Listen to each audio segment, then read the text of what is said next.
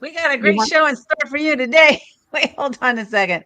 I'm trying to do 10 things at once instead of just one. Just kidding. I have no idea what I'm doing. I'm live over on Instagram. I'm pulling a Forbes Riley. Since she's not here with us today, I'm going to pull a Forbes Riley. I'm live there on Instagram, and I'm also live here on what are we on Facebook, LinkedIn, and YouTube. And we're talking about our newest book called Invisible No More, Invincible Forevermore. Sally, hold yours up. She got hers in the mail today. Yay! So they're on their way, ladies. They're on their way. They're being delivered. The book, there she, there we go. She's got her books, plurals. And the books are, it's called Invisible No More, Invincible Forevermore. And these are women that are sharing their stories of going from invisible to invincible. Really, really impactful stories. If you yourself have ever felt invisible at some point in your life, I know I have on many, many occasions, then this book, you're really going to enjoy reading it. If you know somebody who feels invisible, maybe they're feeling down and out in their life right now, and they could really use some kind of pick me up or like inspiration that, you know what, that lady did it. I can do it too. This book is for them too. So buy one, buy many, pass them on, share them with your friends, and do what you can to get there to encourage and motivate them to move into action. You can find it at invincibleforevermore.com for the next 4 hours from now until 5 p.m. Pacific time. We will be interviewing many, many authors, and I'm super excited to have them share their stories with you. So let's do this. What I want to do is I got a little treat for you ladies that you don't know about yet. So I love giving little treats. Sally knows because I gave her a preview earlier. But what I'm going to do is I'm going to introduce each lady with a short video clip. So here goes.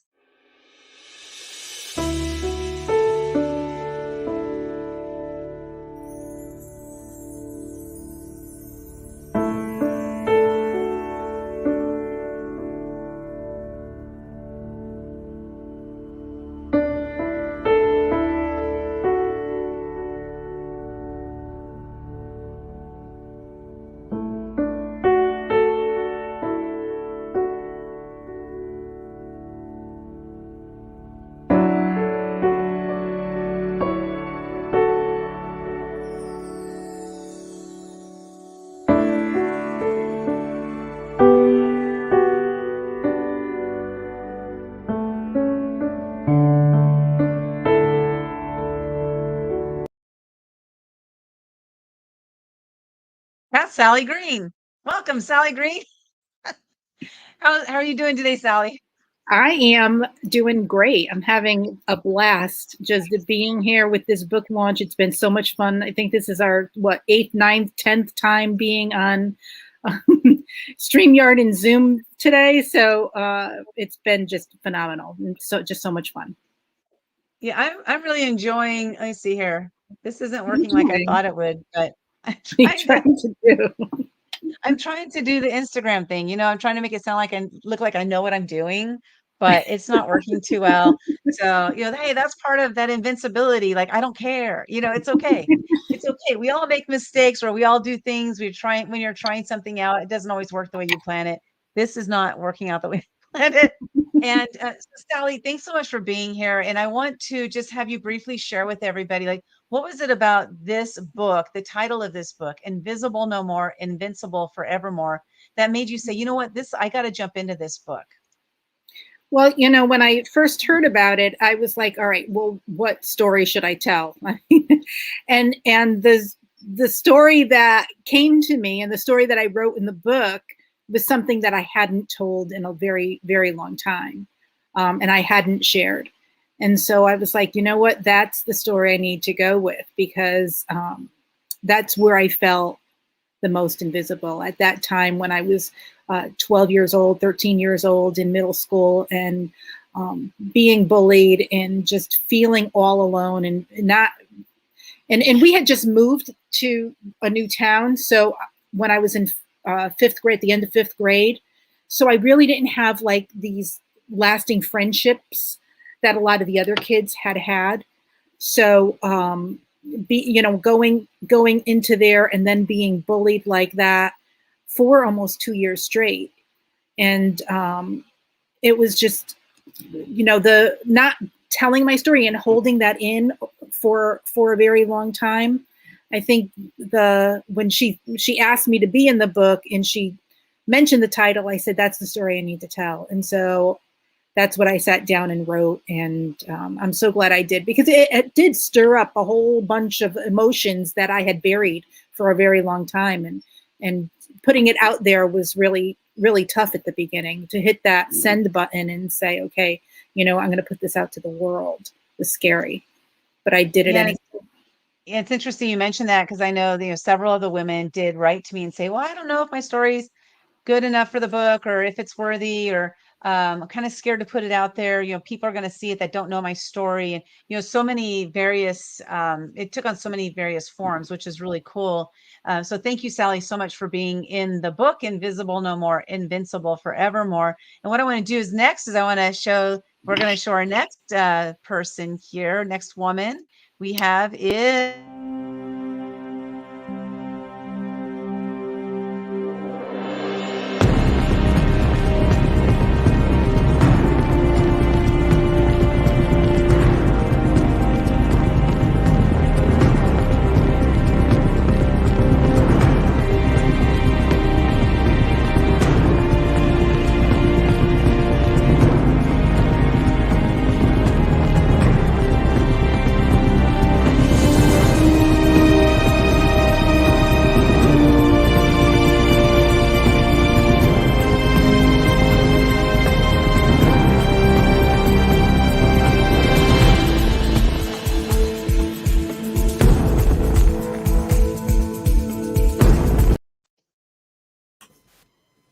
okay. I gotta learn how to make music die down.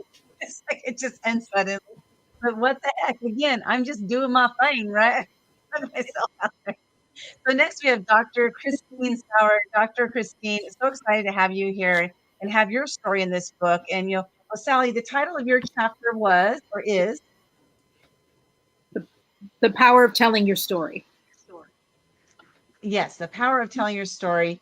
And then Dr. Christine, the title of your chapter is Finding the Light at the End of the Tunnel.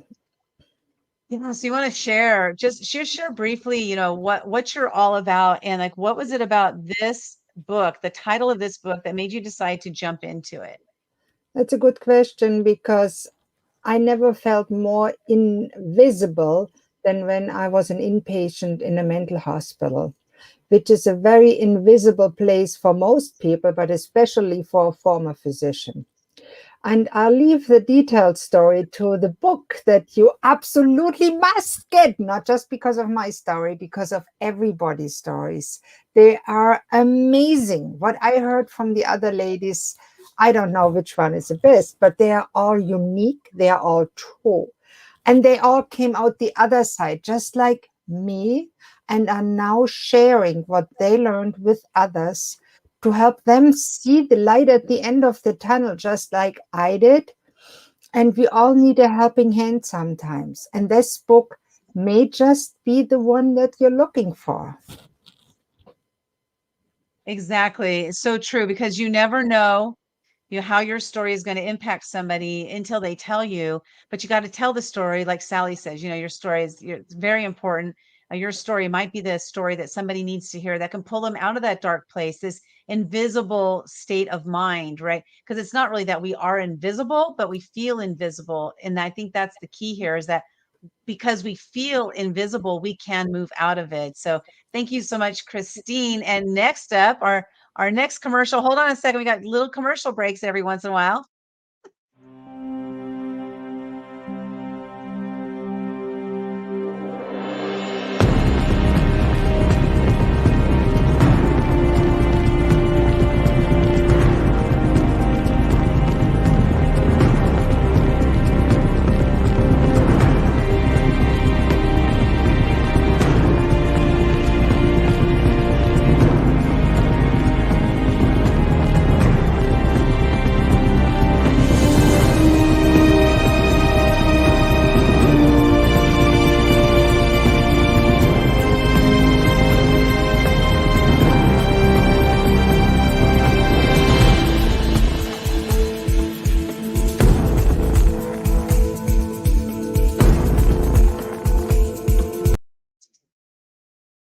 Michelle O'Neill, welcome.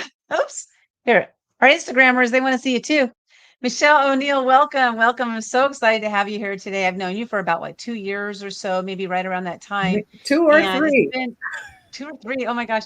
Yeah, that's right. Before the pandemic, for sure. And it's Mhm. been a journey, getting to know each other and learning more and more about each other. And then having you hop into this project with me, Invisible No More, Invincible Forevermore. So I would love for you to share with everybody, like, what was it about the book that made you decide to jump into it? I said this earlier. It was you. This is a story that no one knows, that I never told. My mother has no idea.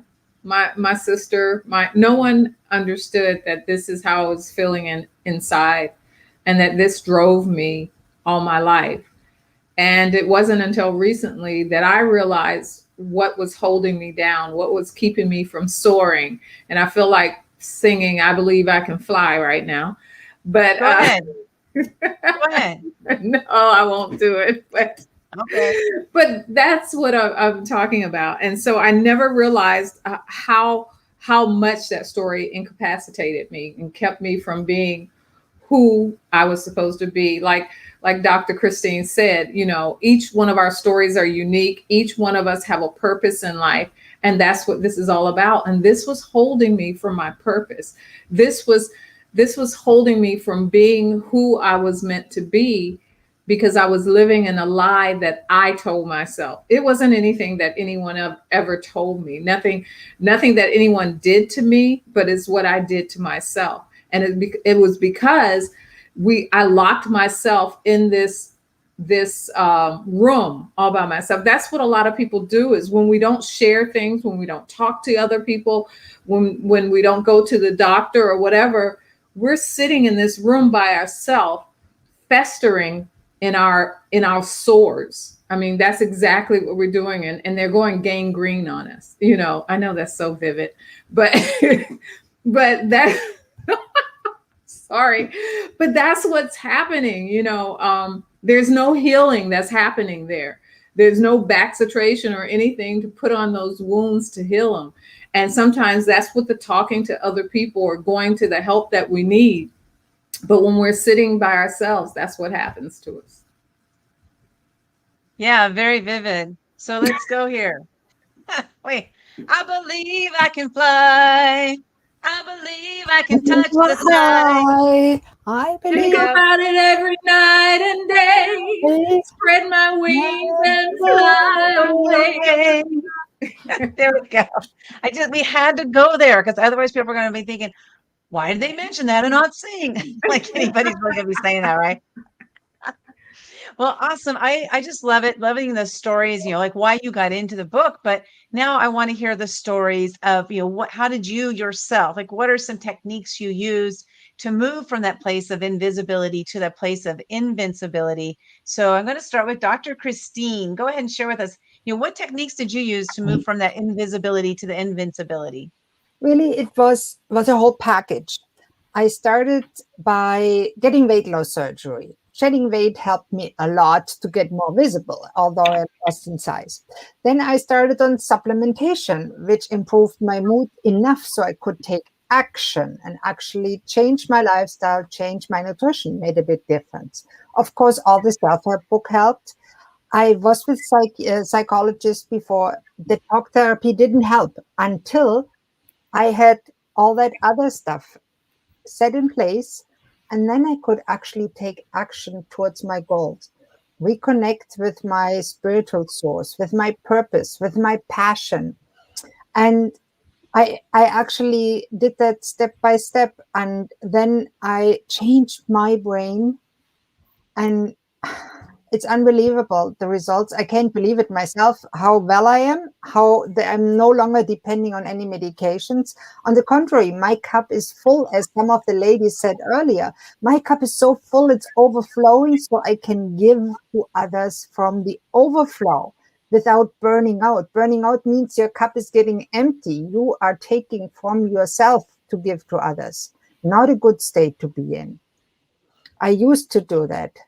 And it's not a good thing. You need to fill your own cup first. And when your cup is overflowing, there's enough to freely give to others, and you're enjoying the process instead of grudgingly saying, oh, I have to do that, I have to do this. No, the sentences change. Instead of saying, why me? Why did I have to do it? You start saying, what if I could do it? And then the next step, how can I get there? And then at the end, you say, now, how can I help others get to a similar place, but their way? And that's where I'm now, and I love it. I love that. I think that's so good, right? Because it's it's like a progression that we take. So that first step is to get help for ourselves. The next step is to help ourselves. And then the next step is to help others, right? So like we have our self-care rock star here, Sally Green, talking about, taking care of yourself because, and then having that overflowing, coming from the cup once you fill it up. And so it is true. It's a step process. It's not like just boom, one day, there you are. You have to go through the steps. And so Christine, what would be your recommendation for somebody that is in a place like, let's say, because you were in, I'll use your words, the loony bin. You were in the loony bin at some point, and as a doctor, how embarrassing that was, and the life that I'm sharing her story as I've heard it. People, I'm not putting words in her Go mouth, for it. and and so it's you know for you, for someone like you have that stature, right? I'm a doctor. I went to school, and people revere me because I'm a doctor. I've got my degree, I've got my doctorate, I've got my certificates, I've got all this stuff, and people see you in a certain way because of all those accolades leading up to that. So when it got to the point for you that you did check yourself into a loony bin, and then you went through those phases that you needed to go out, and you came out of there, when was the first time you shared that story? And what did it feel like to share that story of, going into the loony bin and coming out? I didn't share that story except with a few very close friends until about 10 years after, because I thought by myself, should I tell that to people? They might not like me. What would happen to me if they reject me because I'm such a failure? I'm such a person that has been in a mental hospital, loony bin, asylum, whatever you want to call it. I'm a deeply defective person. And I had to overcome that way of thinking and saying, if I don't tell my story as it is, other people will never learn that there is hope, that is hope for them too. It is not a hopeless endeavor, even if you sink to the bottom, even if you're homeless or whatever happens, there's always a way out. There's never no hope. And for me, suicide was the other option. And the only alternative to committing suicide was getting in a mental hospital. I'm so glad I did the latter. I'm here today to tell the story. Yeah, that's so good, right? Because sometimes um, we just have to step up and admit that we need help. And I think that if most of us did that more frequently, that we might not get to that state where we needed to ask for it in a desperate time in our lives, right? I don't think we're taught to ask for help for the most part. Most of us are not taught this is how you ask for help, because you don't want to annoy people or whatever it is. So yeah, thank you so much for sharing your story there. And I want to go to Michelle. Michelle, you want to share with us, you've gone through some challenges in your life. I put that word into the mouth. I don't like to tell people words that they've gone through, but you had your story revolves around your father and some of the things that your father said to you. And so share with us like that journey for you of coming out of and being able to, and maybe you're not fully there yet, I don't know, but where you've come to the point that you are right now, that here you are in this invincible state of mind, because like I mentioned earlier, it is our mindset. And so you're in this invincible state of mind. How did you move into this to pull yourself out of those thoughts that you had of yourself previously when you were younger? So let me correct something first. I never met my father, so it's nothing that he ever said to me. It's the stories that I learned that he said about me. So which made it even worse that this is someone who never met you, didn't even know your doesn't even know your existence, and they're actually saying you're not even worth me looking at or seeing or knowing. So I just wanted to clarify that. And one of the things that got me here is because I have a very strong mother. And one of the first lessons, and I know you've heard that story before, that my mother taught me is that I need to be able to fend for myself. I need to stand up for myself. And so she taught me at a young age to always face my truth. And a lot of times we're locked in these places that we are because we are unwilling to face our truth. And so I started looking back. I knew I didn't want to be where I was any longer. I didn't want to always feel this way and always base my life around what other people thought or wanted from me. I wanted to be who I was, and I didn't even know who that person was because I took my whole life trying to be who everybody wanted to be me to be this perfect little girl, to be this perfect mother. I had to be the Joan Cleaver, and I know nobody knows who that is, or whatever. But these are the visions that were in my head of who I needed to be. And are you laughing at me now? So I knew I couldn't keep living like that. I couldn't be that person because it wasn't me. And my mother saying always, look at your truth. And that's what I started doing. I started looking at where I've pulled through each time and how things, and then my faith was very important for me, is understanding where my identity was, who I was. And the biggest truth for me was the Bible. That's the truth. So I started using that as my foundation and my truth, and I started building on that. That's my truth, that I am here for a purpose, that I am wonderfully and beautifully made. And it doesn't matter what everybody else thinks, that I am one small piece of that puzzle of life, and that my piece of the puzzle only fits in that one spot. And nobody, absolutely nobody else can fill that spot that I was designed for. And so once I started and came into that, I started looking at what was pulling me down, because each day I had a villain, a monster that I had to fight. Each and every day, we still fight those battles. But I had to ask myself each time that I came in contact with one of these, I say my demons, I had to say, okay, are you real? Are you in my mind? And if you are just in my mind, what is the real truth behind this? And so I started living on that truth and casting away the lies that were in my life. And that's how I moved forward, is that I had to move forward based on the truth. I love that, Michelle. And, I love that you stepped out in faith, and how much the Bible and faith over fear is something that we all need to just get our lives together. Having that faith foundation is so key. So I don't know what that was my truth. I mean, if we have to have something to lock on. I mean, we all believe in something. And Yeah. so you just need to make sure you believe in the right thing, or and so I had to choose what I believed on, and I based my life and who I was on that, Yeah. and Yeah. and not what I saw around me. Yeah, I love it about that is that because we do all decide what our own truth is.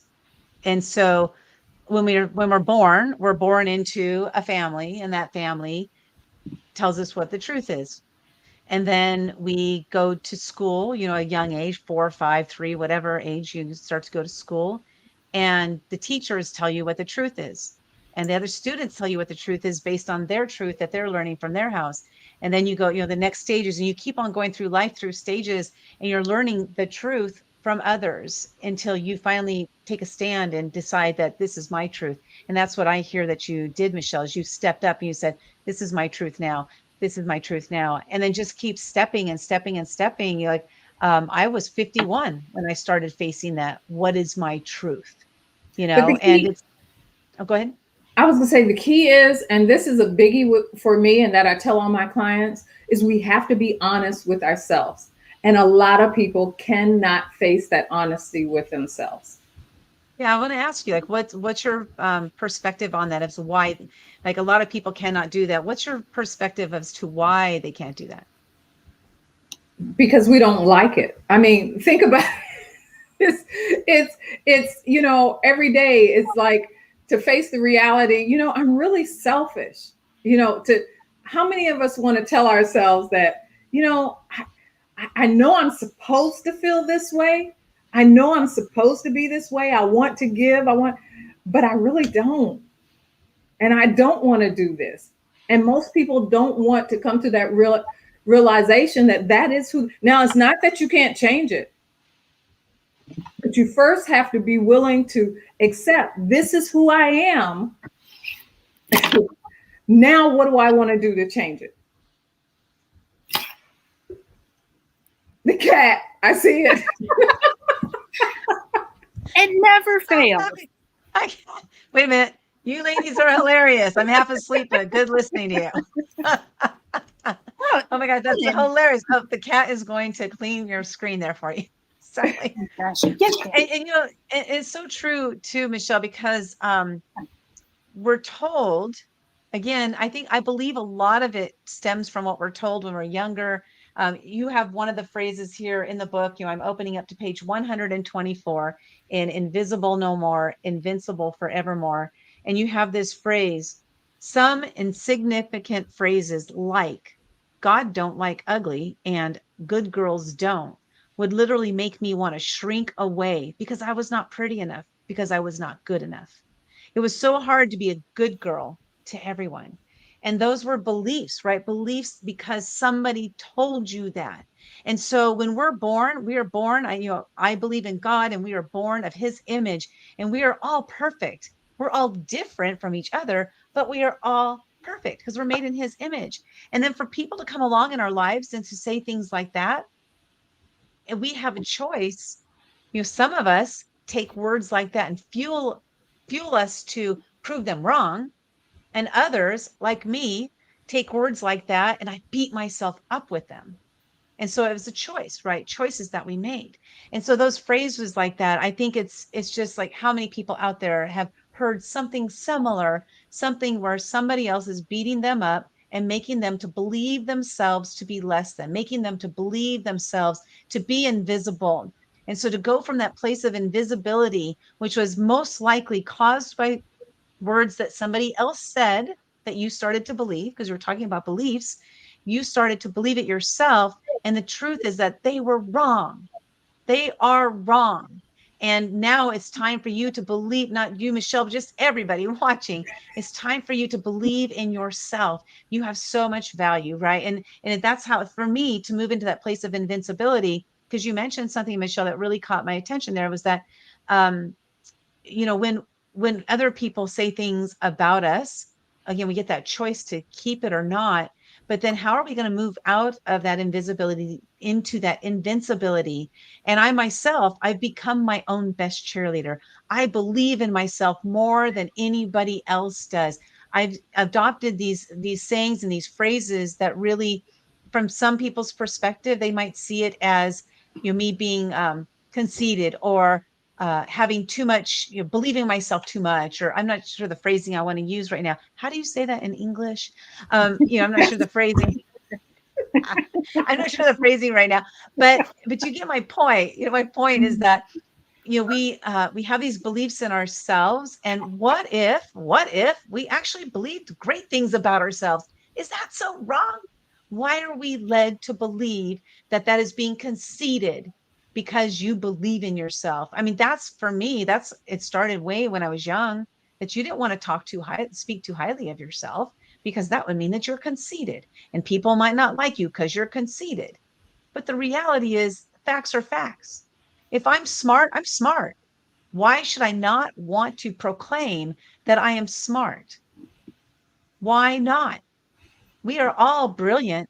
We are brilliant in different ways. It's just different ways is all it is. And so we all have these. Oh, go ahead, Michelle. The difference is the difference between wisdom, having the wisdom not to boast. Now, there's a difference between stating a fact and boasting. And so share with us that difference. Share with us that difference, because I would love to hear the distinction between the two. You just said it. You're beautiful. The way you said, I'm smart. It wasn't like you weren't boasting. You were just saying, I have no problem letting someone know that I'm smart. Does that sound like you're boasting? No, you're just stating a fact. I'm smart. Now, if you said, oh, I'm smart, y'all just need to watch out because I'm smart. I'm one of the smartest people you know. Okay, that's boasting. Sally, I can feel Sally. She wants to say something so bad. Go for it, Sally. I just love that. But I think a lot of it too is like when you say that you're better than somebody else. When you say it with the thoughts or with the inflection that, all right, well, I'm better than you because of what I'm doing, as opposed to just stating it and telling people about who you are and what you're about. True. And that's right. That's that difference, the distinction between fact and boasting. Yeah. So I love that. It's so true because the facts are the facts. The facts are the facts. And there's no way disputing those. But how are you using those facts? Are you using them to be boastful? Are you using them to put other people down? That's not stating a fact anymore. That's, that can be condescending. So before we bring up our next guest, who is Amy J. Morrison. Michelle, do you have any final words for us today? Or are you able to stick around a little longer? I know you're kind of like a in and out today kind of situation. A few minutes. Can I stick around for a few more minutes? Yeah, please. I just stick around. It's so interesting, and I get to hang out with you and Sally and and now Amy J. and Mary Elizabeth. Yes. Also, I want to know, because I know you're going to have to leave in just a few minutes. So, Michelle, what are some parting words you want to share with our audience, about moving from that place of invisibility to invincibility? I think my greatest, one of the biggest things for me that is really important is to think of a puzzle. And I said it earlier. And if you think of a puzzle, if one piece is missing, it's not complete. And no piece in that puzzle can fit in a space that's meant for another piece of puzzle. And we have to understand that in life, we have our own space that only we can occupy, that only we fit, and that only we can serve.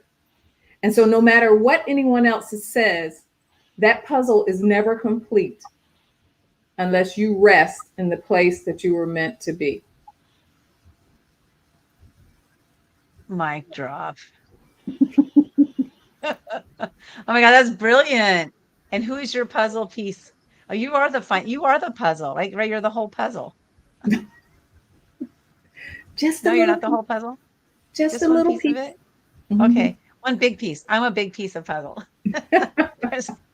I got lots of pieces of puzzles inside of my puzzle piece. That's me. That's for sure. Amy's like, what the hell are they talking about? I muted you, Amy, because I know you have a lot of background noise. Okay, awesome. Well, welcome, Amy J. Morrison. She's visiting California. She's out there on the streets of California. Oh, Los Angeles. You're in Hollywood. Is that Brahmin's Chinese? It is. I thought this was fitting. It is. Our traveling reporter here. There we go. You got to get our stars, right? Exactly. I love it. Well, what I want to do first, before we introduce our next guest, I see Mary Elizabeth trying to hop in. It's not working very well. Is I want to introduce, we're going to introduce Amy J. So hold on a second here.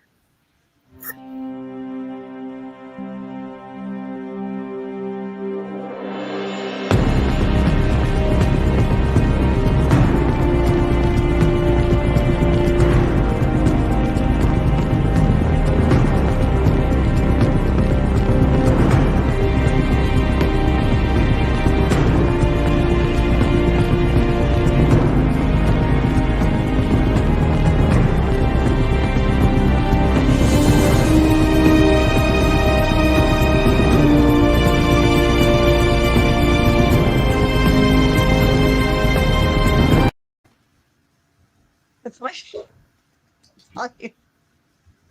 Oh my God. Why do I laugh every time I end one of those videos? Because it's so abrupt. Like there's no kindness about it. It's just totally abrupt. So, welcome, Amy J. Excited to have you here. I'm glad you hopped on because I know that you're traveling right now, visiting California, and you're obviously in Hollywood right now. Grauman's Chinese Theater with all those stars and those people's footprints and all that stuff in it. And so, welcome. We're talking today about the book Invisible No More, Invincible Forevermore. Sally got hers in the mail today. Yay! So Yay! they're on their way out to everybody. And I want you to share with us, like, what was it about the title of the book that made you want to jump into it? Um, yeah, I was made to feel, not that I know if I really was, but feel invisible. And yeah, I guess my friends would probably say I was. Um, Part of that is with the gaslighting, you just go right into that. They make you feel invisible. It's a tactic. So I was always told, you don't communicate. Yeah, it wasn't. It was them. They shut you down. My words they say, like, you don't communicate. It's classic. So, or it's, you don't trust me. Any words that will shut down the conversation. So I was invisible. So it kind of goes with the story, the title. Yeah, it truly does. And gaslighting is something that I didn't know anything about. I now know there's a movie out there called Gaslight, and Amy shares her story. And in talking about it, it's called her title is Putting a Spotlight on the Gaslighter. And so it's really sharing some of the tips that you can do. Like what are some things that stand out for you to know that you are being gaslighted, and then what you can do to get out of that. Because Amy is one of those people who was in that situation, and she's gotten out of it and moved from that invisibility standpoint, moving into the invincibility standpoint. And I do remember another day that Amy was a roving reporter, and it was when this movie called Wishman, which is the story of the founding of the Make-A-Wish Foundation, and Wishman movie came to town in where Amy lives. And she did a live video to show me that, oh my God, here it is, it's in town. And so she was a roving reporter that day too. Boy, that was fun. Yeah, it was fun living through you on that. So what I'm going to do before we check back in with you, Amy, is Mary Elizabeth, are you available to come on? I'm not sure what's going on over there, so I will take her off the screen. It looks like she was in her car a little bit earlier, so maybe she's not in a place that she can speak. And so Amy, talking about invisibility in relation to gaslighting. First, why don't you share with us what that is? Like, because I had never heard the term before. So why don't you share with us what gaslighting is? It's where our reality is questioned.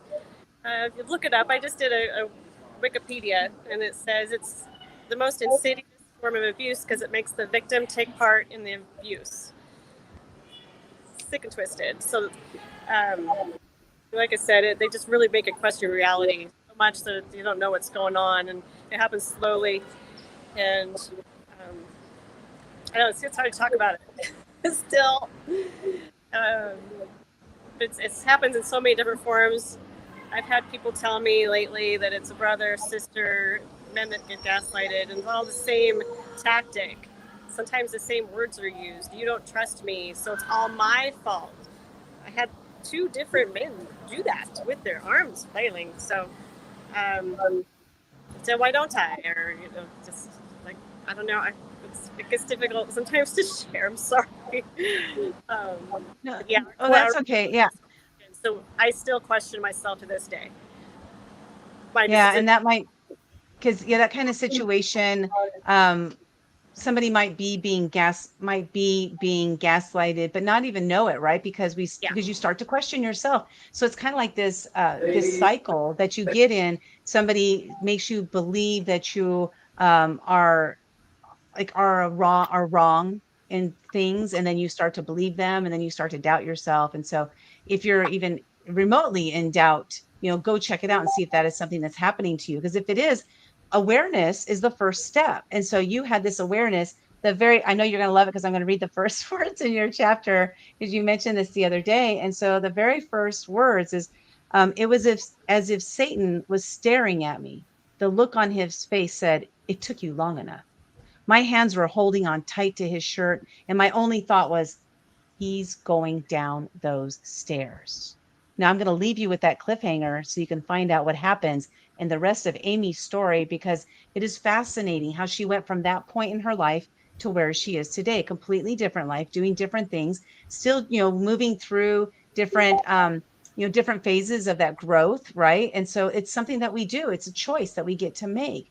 And so, Amy, what was it for you that was that decision point that made you say, okay, here we are. I think that something's going wrong here. I need to check into this. I need to kind of look at this. What was that point for you? I didn't know what it was initially called for probably years. Nobody knew. We really focused on the happening, if you will, the cheating. So none of us knew that I was in an abusive situation, that the mental abuse for years, actually. And it was when I was dating someone, I think like 2 months, he had said, I think there's something that really might do. That doesn't say it a lot. Like, I trusted him, and he took a big risk in saying something, and I took a course that's similar to Forbes' breakthrough course, that same take the blinders off. And I'd say that's where I realized this is our baggage. We attract our baggage. We definitely attracted each other. He was looking for someone because he took care of his family when he was little. So then you got the care, he was in control. And I was looking for that, because I didn't have that. So the dynamic to look at that is how the codependents gets attracted to each other. So I started learning about what codependence is, and just did a lot of research, YouTube, narcissist, sociopath, look up all those, and just keep going for healing. I have friends that I'll get down on myself, so like, you don't understand where you've been and where you are now. You keep fighting, I keep searching. And then I tell others. I have people that are already messaging me from the book. They're like, "Oh my gosh, I didn't know I was in that. Is that what that's called?" Yeah. So you're touching a lot of lives, women. I know we all are, but look what you started. Oh my God, it's so true. Yeah, I'm going to have Sally speak on that. Your story is amazing, and thank you so much for sharing. What would you say to someone who feels like that's happening to them, and what is the first step that they need to do to try to get out of it, or move forward? Maybe after they realize it and get out, what is the first thing they need to do? Sorry, their tour is starting. So it was the quietest place, surprisingly, but now there's tours. It's honestly tricky. You can really feel alone in the figuring it out, because, like I said, no one knows. I would say counselors, to search for counselors in domestic violence. That was a hard pill to swallow, because I didn't know that's what it was a few years ago. And this has been 17 years. I had no idea that it was a form of domestic violence, domestic abuse. So it might be hard if I'm talking to any gals or guys that might listen to this. That's what it is. What it is. And ask for counseling in that area. Maybe ask friends if they've seen counselors that is that type of counselor. Just hard pill. So I'm in counseling again because I think there's layers. I do. I didn't know I could have PTSD from it until 4 years ago. That's a whole nother. Yeah. And I think that's the hard part, is raising your hand and saying, I need help. Yeah. That's so hard. And I don't know, maybe it's just us women, because we feel like we have to help everybody else. Yeah. And that, we have to rely on other people to help us, or we're just that nurturing kind. We want to do that, and we don't like people pampering us. I know I don't like people taking care of me. I feel like, all right, you know what, I'm going to do this myself. Right. But I think I applaud you, and anybody else that's going through this, please raise your hand and ask for help. One word comes to mind for me, and that's manipulation. They're masters at manipulation, you know, and they make you think you're crazy, that you have totally lost your mind. Yeah, that's it. Crazy making. There's a swear for it. Mind F is one of them because it is what it is. Not a great word, but it's what it feels like. I wanted to die. I was gone. I was ready. I even said a prayer. I don't know. One of my friends, I wrote in the book. I'm spacing out right now with it, but yeah, I wanted to be gone. I said, "Okay, God, take me. Give them the wife that he needs, the mom they need," and I was done. I couldn't take it anymore. Yeah. I didn't know it was happening. I knew I couldn't take it anymore, but I didn't know what was happening. It was so weird because it's not a physical thing. Oh, I got a bruise, you jerk. um, it's hard to explain, but that next morning when I made that prayer, my daughter came to me and says, "Mommy, I'm so glad you're alive." Okay, she's 3. She's never said anything like that since either. So God uses our little children, everybody that's anything, TV show. He'll speak to us in ways. Yeah, I had him speak to me through Desperate Housewives too. Those little God winks, right? That happen in our lives. That it's like The counselor said that. She's like, when he's Desperate Housewives, she goes, he's going to use whatever he can to get a hold of you. Yeah, yeah. And it's like, how this is just too much of a coincidence, you know? Right, it really was. Yeah. So I totally see that, and I hear that all the time. So Someone once told me they're godadenses. Yep. Would you say it, Michelle? Godadenses, like coincidences. They're Oh, godadenses. Yeah, I've been calling them God winks for years. In fact, there's a friend of mine that wrote a whole series of books called God winks. So, that's great. Yep. That's awesome. Well, I think one thing to point out here is that it's not always your spouse, right? It could be like you mentioned earlier, it could be family members, it could be coworkers, it can be anybody. And, it's just kind of like looking at those signs. And I think that the biggest challenge in my opinion, this is my thoughts on it, is that first of all, admitting that that's what's happening, because it's from our perspective, possibly it's like, and I'm in a state of weakness. I have a weakness about me because I let this happen. How could I let this happen? And then because I myself, I ended up joining a business cult just a couple years ago. Well, about 5 years ago. I didn't know it was a business cult. And I denied it. And when people would point out to me that it was a cult, I denied it. Is because how could I make a decision to join a cult at age 50 something, right? And so I think it doesn't matter who it is. It can be somebody, anybody in your life that is on that mission to put you in submission, basically. Yeah. So like, don't take blame, don't take shame. And Amy, you sharing the story, well, at the beginning, it might have been like a little bit scary, because I remember we talked, several times before we actually moved on with your chapter, and it, maybe sounding a little bit scary a little bit at the beginning, but sharing it, has it been helpful for you to share it, to get it on that paper and to talk about it a little bit more here and there? Has that been helpful for you? It has. It keeps it in my mind that through those landmark courses, the abuse isn't really the person. It's something in them. It's not really them. And I'm a Christian. That's where that Satan comes out through. I wasn't looking at a human being, which does make it. There's compassion in there.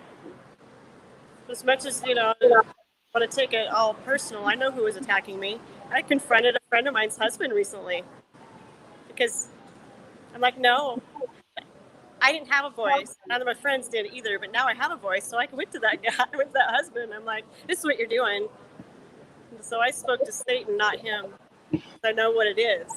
But you can see what it's really going on. There's a lot of people, whether it's God, spirits, and universe, when you look at it in the face, It's what it is. Yeah. It's funny when you've been through it, right? Now you can see it in Yeah. what's Oh, happening. So to my pastor's wife, right after I found out, there were like people all around me. I'm like, I don't want to know.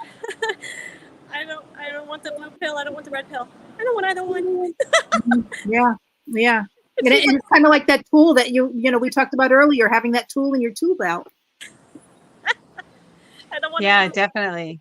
Definitely. Well, I But want to thank you so much, Amy, for sharing your story. It is talking about gaslighting and how to recognize when you are being gaslighted and some of the steps that you can take to move out of that, like Amy was sharing here. But if you know somebody who is surrounded by narcissists plural, please purchase the book, Invisible No More, Invincible Forevermore. You can get it at invincibleforevermore.com. Go check it out.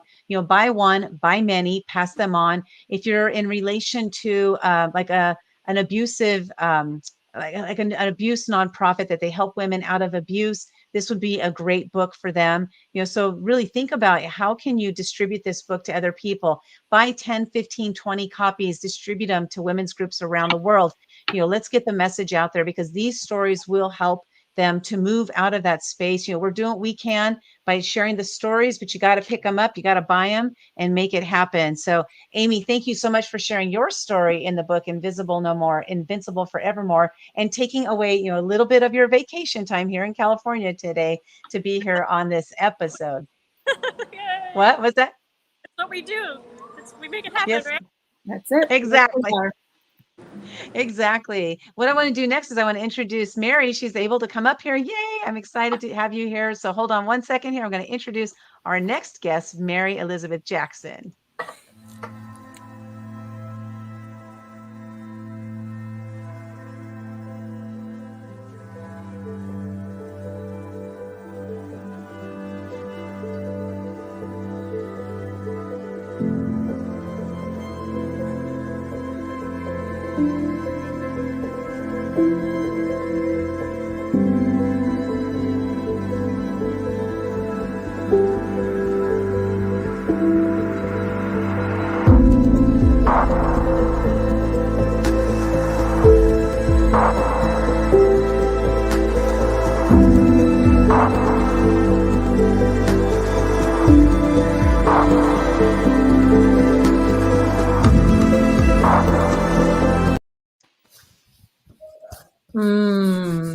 Welcome, Mary Elizabeth Jackson. I'm glad you're able to be here today. And your story, as you said, there are times we wish we were invisible. And first, I want to hear from you. What was it about the title of the book, Invisible No More, Invincible Forevermore, that made you decide to go ahead and join in on it?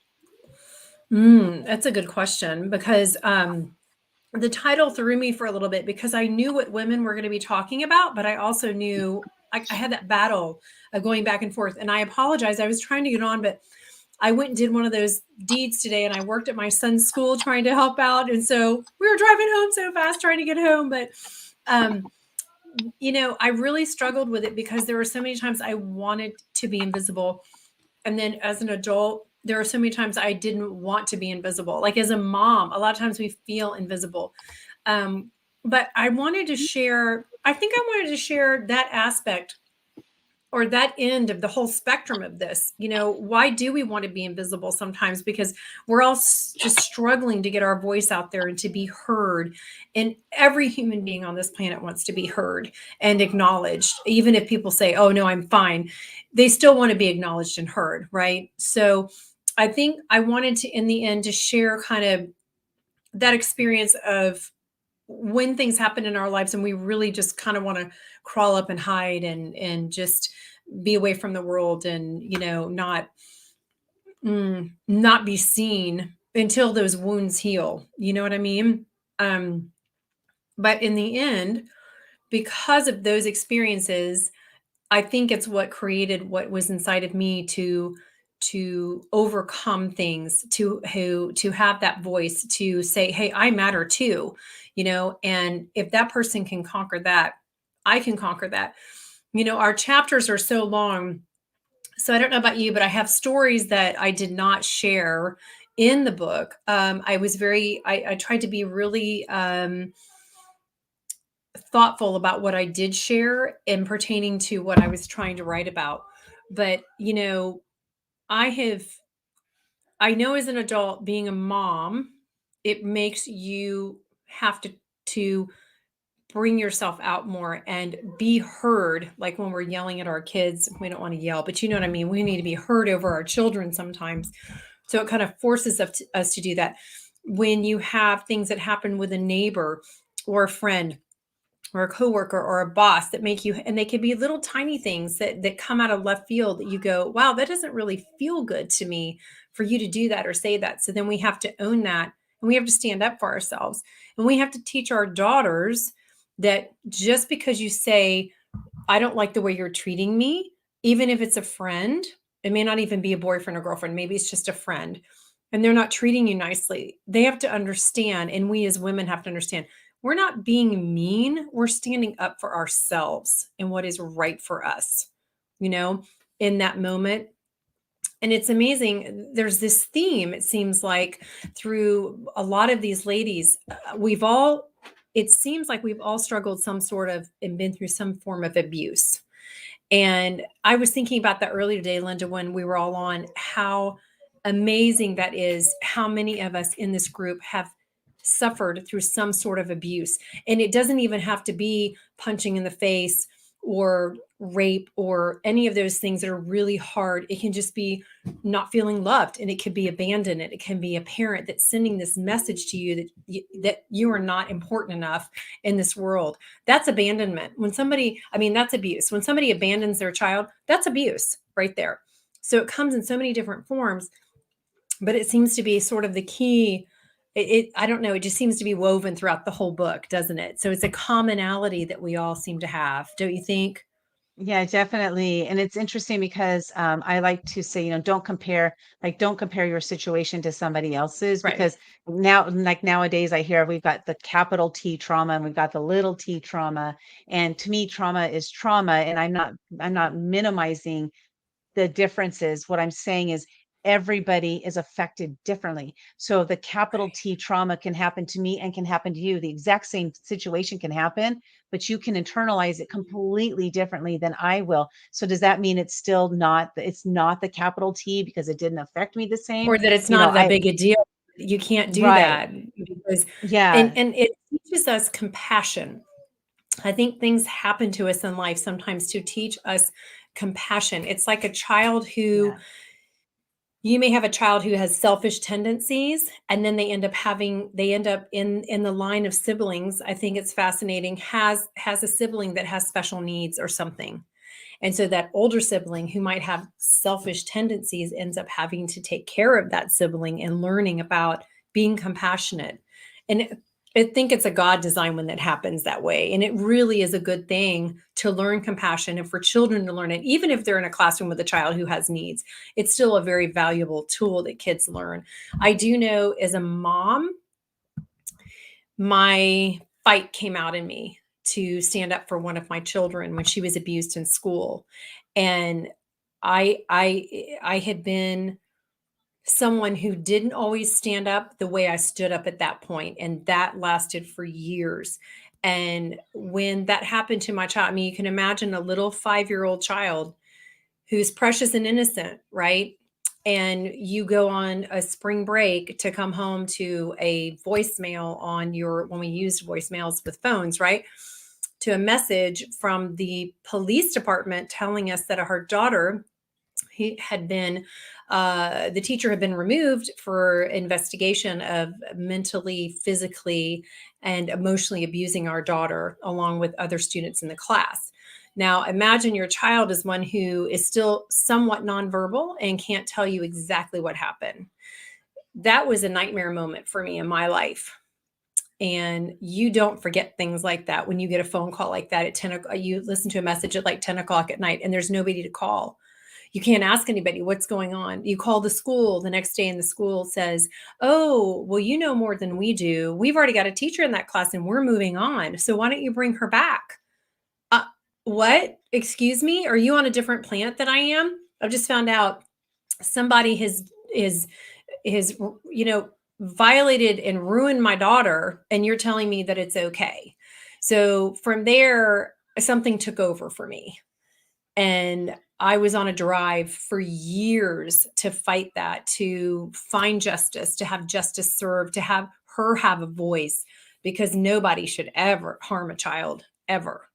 And so that march for me still continues, because the battle to change law, affect law, and change rights for people who are nonverbal, is not an easy one at all, but Yeah, there was no definitely. way I was not laying down over that one. Yeah, and thank you for sharing that story. I want to move on to our next guest because I want to Yes. try to stay on time today. But Mary, your chapter in the book, is very, very compelling. Please again get the book Invisible No More, Invincible Forevermore. You can go to invincibleforevermore.com, get your copy. We're on our way to become #1 bestseller again because we were already #1 bestseller last week. So we're shooting for that #1 bestseller today. So please go get your copy. It's only 99 cents. You can please spare 99 cents and help us to get back to that #1. But you can read the rest of Mary's story and all the other ladies' stories in this book. An absolutely amazing book. And I mentioned a little bit earlier for those who weren't here, watching, is that you can buy this book, buy a couple of them, buy 5, buy 10 of them, take them to your local, there's some sort of abuse center near your house, take it to them and give them the copy and let the ladies that are there read the books, the stories, because they really are amazing stories that are told by these women. So thank you, Mary, so much for being part of this, this chapter of my life. Thank you. And I can't there. wait to open my box. I can't wait. I can't wait. I know. Did it come yet? It didn't come yet. No, but Yours I watched hasn't- Sally. That's right. I watched Sally's though. So you live vicariously through Sally opening. I I'm haven't living received through mine Sally. yet. Okay. I received right. one. This is the proof copy. This isn't even like all I'm the just ready copies. to get So my Sally got TikTok hers started. before me. I'm There ready we to go. I'm ready to get the TikTok started for y'all. Awesome. And what she's referring to there, she's going to read the book on TikTok. So you can find her at Mary E. Jackson 55, I think is your number, right? 5. Mary E. Jackson 5 on TikTok. On TikTok. You can go find her over there. She's going to be reading the chapters of the book on TikTok. I think that's a fascinating idea, and I'm looking forward to hearing them. So thank you so much, Mary, again, for being here. I truly appreciate you. And what I'm going to do is I'm going to introduce our next guest today. We have, don't unmute yourselves, lady, because I'm going to introduce you properly. So we have Kathy Dirksen and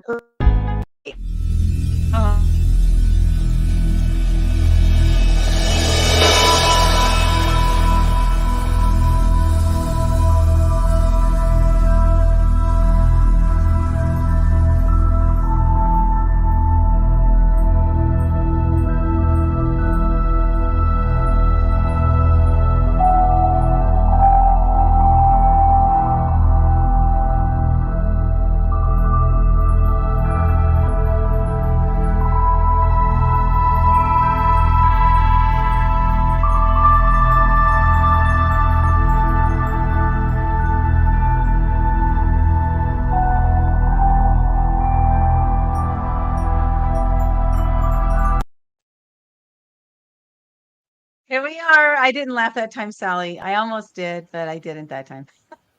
Kathy, welcome, welcome. Invisible No More, Invincible Forevermore. That's the book we're talking about today. And Kathy shares her story. It was say, Peekaboo, I don't see you. Peekaboo, I don't see you. What is that all about? And what inspired you to write a chapter in this book, Kathy? Well, thank you, Linda, for having me on. It's great to be here and be part of this community of amazing women that have contributed to this book. Good question. Well, you and I were chatting and you just mentioned that title. And as soon as you said the name of the book you were planning to work on, it just immediately, my brain says, yes, I have a story. I have a few stories that would fit that book perfectly. So yes, I jumped right on in with that one. And the Peekaboo, I don't see you title, I guess it came around because I found that in my life, there's been a lot of different times when I've felt that invisible and kind of come back and felt invisible and kind of, so it seemed like that game of Peekaboo, I don't, that whole game just seemed to fit perfectly with how I saw that story unfolding. So in the book, I talk a bit about when I was a kid, and we moved a lot. And every time we got to a new place, it just seemed like there was always a bully waiting to meet me. So it seemed like every time we got to somewhere new, I started over again, trying to, you do the making friends, figuring out the school, figuring out the neighborhood. And so that was a time in my life, I mentioned that I almost felt like I was that I wanted to be invisible sometimes, just to kind of avoid some of that kind of a transition phase into that new reality.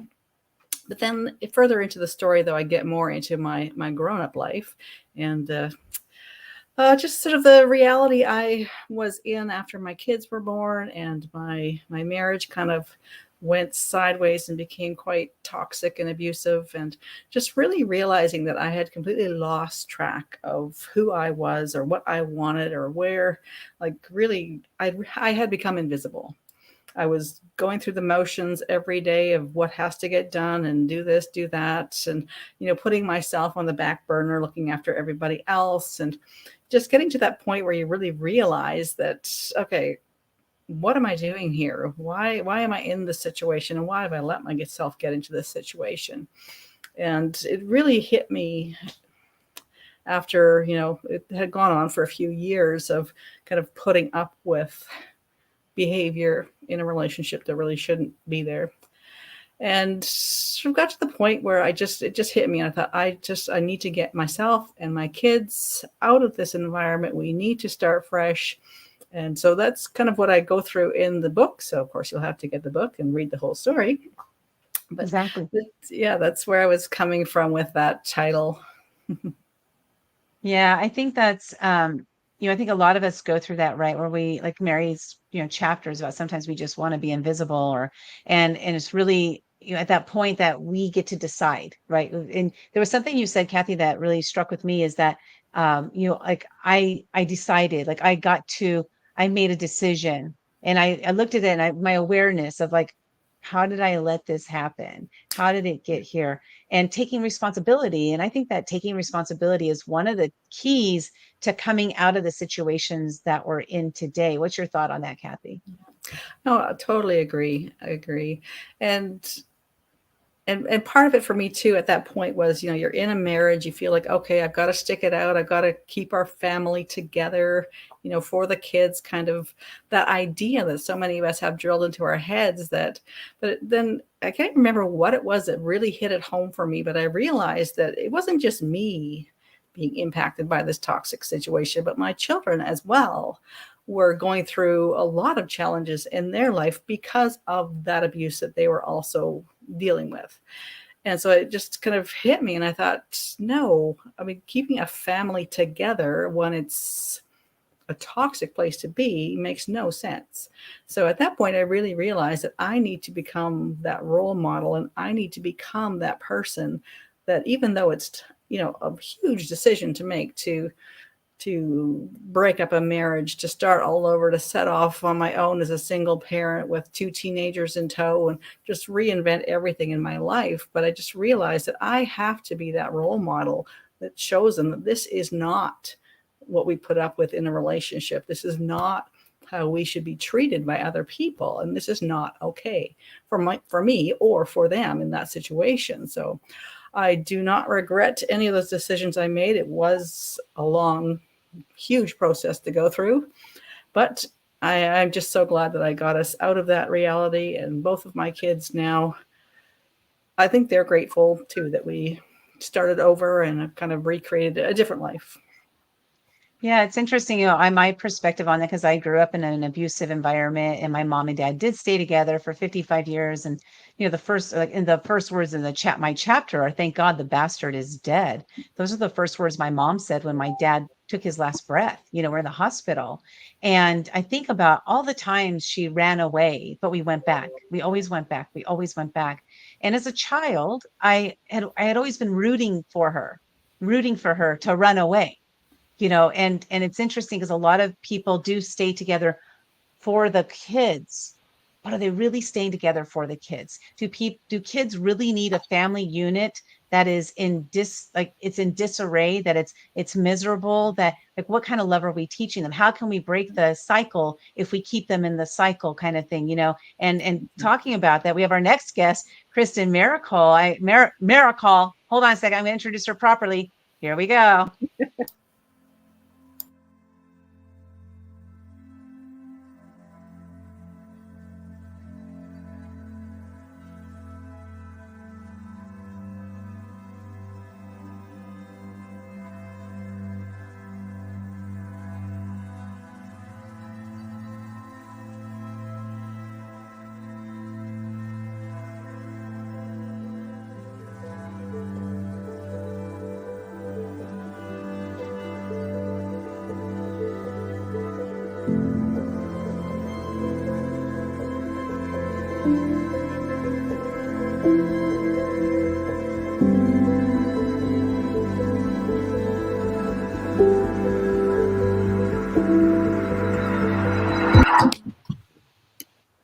Announcing Kristen Miracle to the stage. And, you know, I want to, before Kristen says anything, I know Sally has a question, but I just, Kristen's is one of those stories of, and, you know, she talks about this in the chapter. So she grew up in an affluent environment. And a lot of times people think, oh, what's their problem? You know, what are they complaining about? They got money, you know, kind of thing. I've heard that many times. I said that many times myself when I was younger because I didn't know any different, that people who have money have problems too. So Kristen's is one of those stories that, like, that's the affluent family that everything looks perfect on the outside because they got money. But what's going on behind the scenes? Behind the closed door. Her title of her chapter is where is it? Oh shoot, I had it right there too. Thriving after the sinister hand of my father, the pedophile. So Kristen, thank you so much for sharing your story. I know I've known you for years, so I know how hard it was for you to say yes to this and do it. And so I want to thank you for doing that. But I would love for you to share, like, what was it about the title of this book that made you decide to jump in? Well, like Kathy, when I heard the title, I said, oh, that's completely me. You know, as a kid, I wanted to be invisible and not say anything and hide behind anything, actually. And then I broke through all that with courage, and I decided, you know, I need to share this so that other people can live a good life irregardless of their upbringing and what people have told them. So I really it was hard, but I really wanted to do it. And of course, Linda, you and I go back 5 or 6 years. I can't even remember now. But I've told you, like, I don't talk about this. And so I'm like, you know, I'm 57 now. I'm going to be 58 in December. And it's like, I think it's time, like, you know, to not hide my life. Because people do think, oh, you grew up in an affluent family and whatever, whatever. But no, that makes it even worse. You have to hide more. Or at least that's what I thought, you know. But yeah, so I'm glad I did it because now I feel like I can help people. I'm not hiding it any longer because people need to hear that it's okay and that I cannot have shame about it. I mean, I still kind of do, but I'm getting over that. Yeah, that's hard, right? Sharing things that have happened to us. So I've read your chapter. Was there anyone that stepped forward in your life that helped get you through this? No. And my entire family knew what my dad was doing, and like my aunt kept her kids away from my dad because everyone knew, but because he was like, I don't want to say like the sole provider, but without him, we all disappear. Like my mom didn't work. She had no education. She got married at 18, right after high school. So it was like, if we do something to him, what happens to everybody? So that was the adult mentality, is no one saying, everyone, it's the big elephant in the room. Everyone knew what was going on, the adults, but no one would protect us. So that makes it hard. Yeah. Because you have these relatives that knew, but so if they're not going to help you, you don't feel like, you're a kid. I escaped at 13 when my mom remarried, but I was 13 when I left. So because sometimes I go, well, why didn't I do anything? Like say anything? And I'm thinking, well, even the adults didn't say anything. So I was just taught to just hide. Wow. I think Mary had a question. I did. I wanted to ask you ladies, and then, anybody who's watching or anything. Kristen, do you think that there are things that you've done in your life to hide yourself from either shame or in a way that we didn't even realize we were doing it? And the reason I'm asking, I was thinking about this earlier today. When I was in high school and was in a very, very abusive relationship, what I realized when I go back and look at photos, I had lots and lots of makeup on. And as an adult, I put on a mask to hide the shame, the guilt, the worthlessness feeling, from being with somebody who was narcissistic and controlling and that kind of thing. So I just wonder, for you ladies, have you thought about that? Have any of you done something like that? I mean, I know I went through tremendous weight gain or in my early 20s, and that was protection, and I had to break down all of that to get to where I am. But I just wondered if any of you had done that in your lives in reaction to what happened to you, not even really maybe realizing what you had, that you were doing it. Well, the only thing I did is, you can't tell now, I'm pretty feminine, but as a kid, I was a boy. I'm not kidding. I had an older brother and I was a tomboy. I never wore makeup. I'm wearing it now because I'm on a show, and I learned that I can be feminine and not feel like a product that to attract men. So I have this very dichotomy. I'm not sure if that's even the right word, but it came to mind. So I go back and forth, like, you don't want to look good because then you'll be preyed upon. But I had to break that cycle. So as a kid, I was a boy. I wore jeans, tennis shoes, and my brother's shirts. I mean, I literally wanted to be a boy.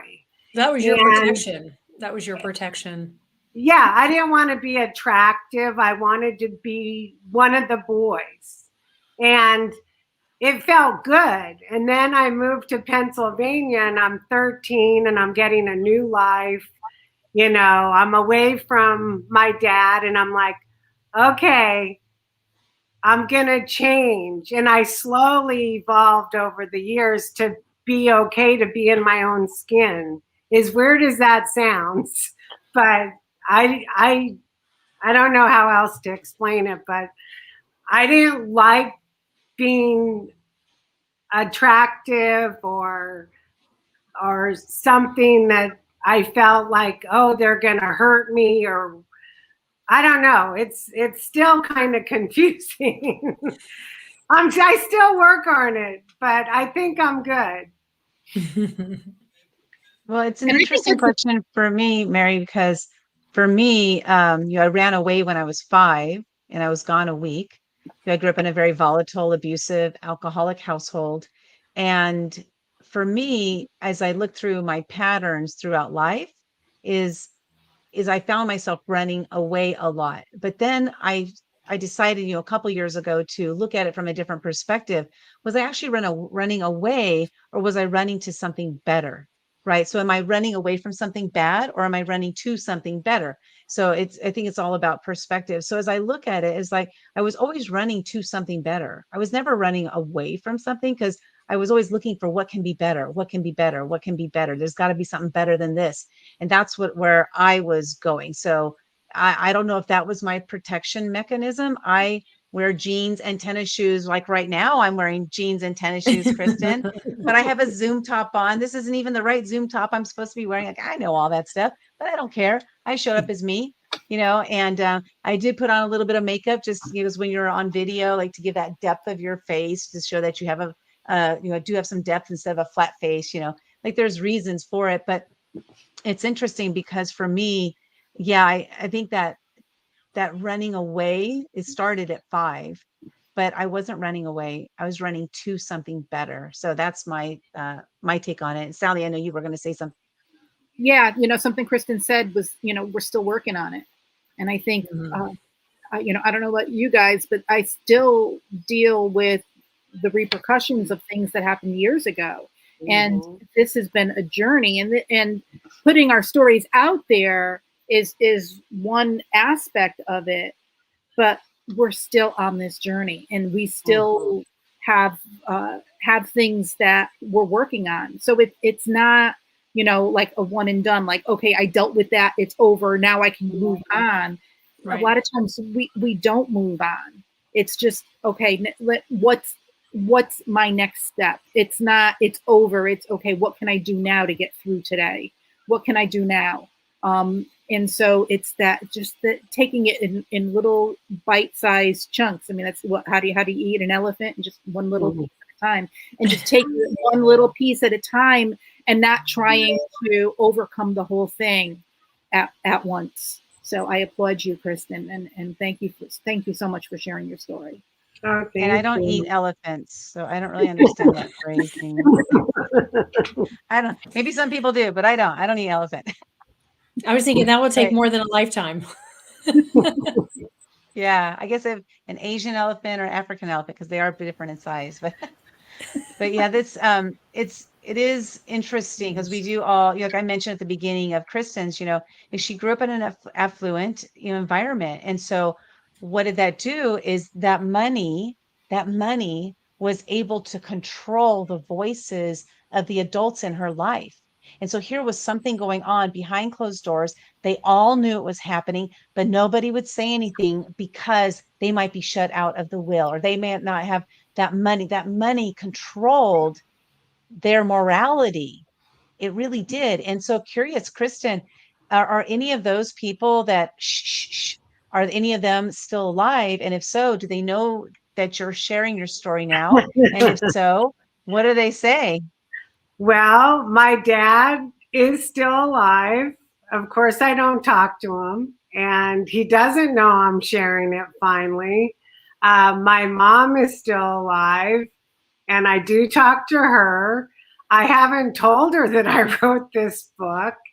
I call her Miss Denial, and wrote her literally a 5-page paper when I was in my 20s, saying, you're Miss Denial so that you don't have to deal with anything.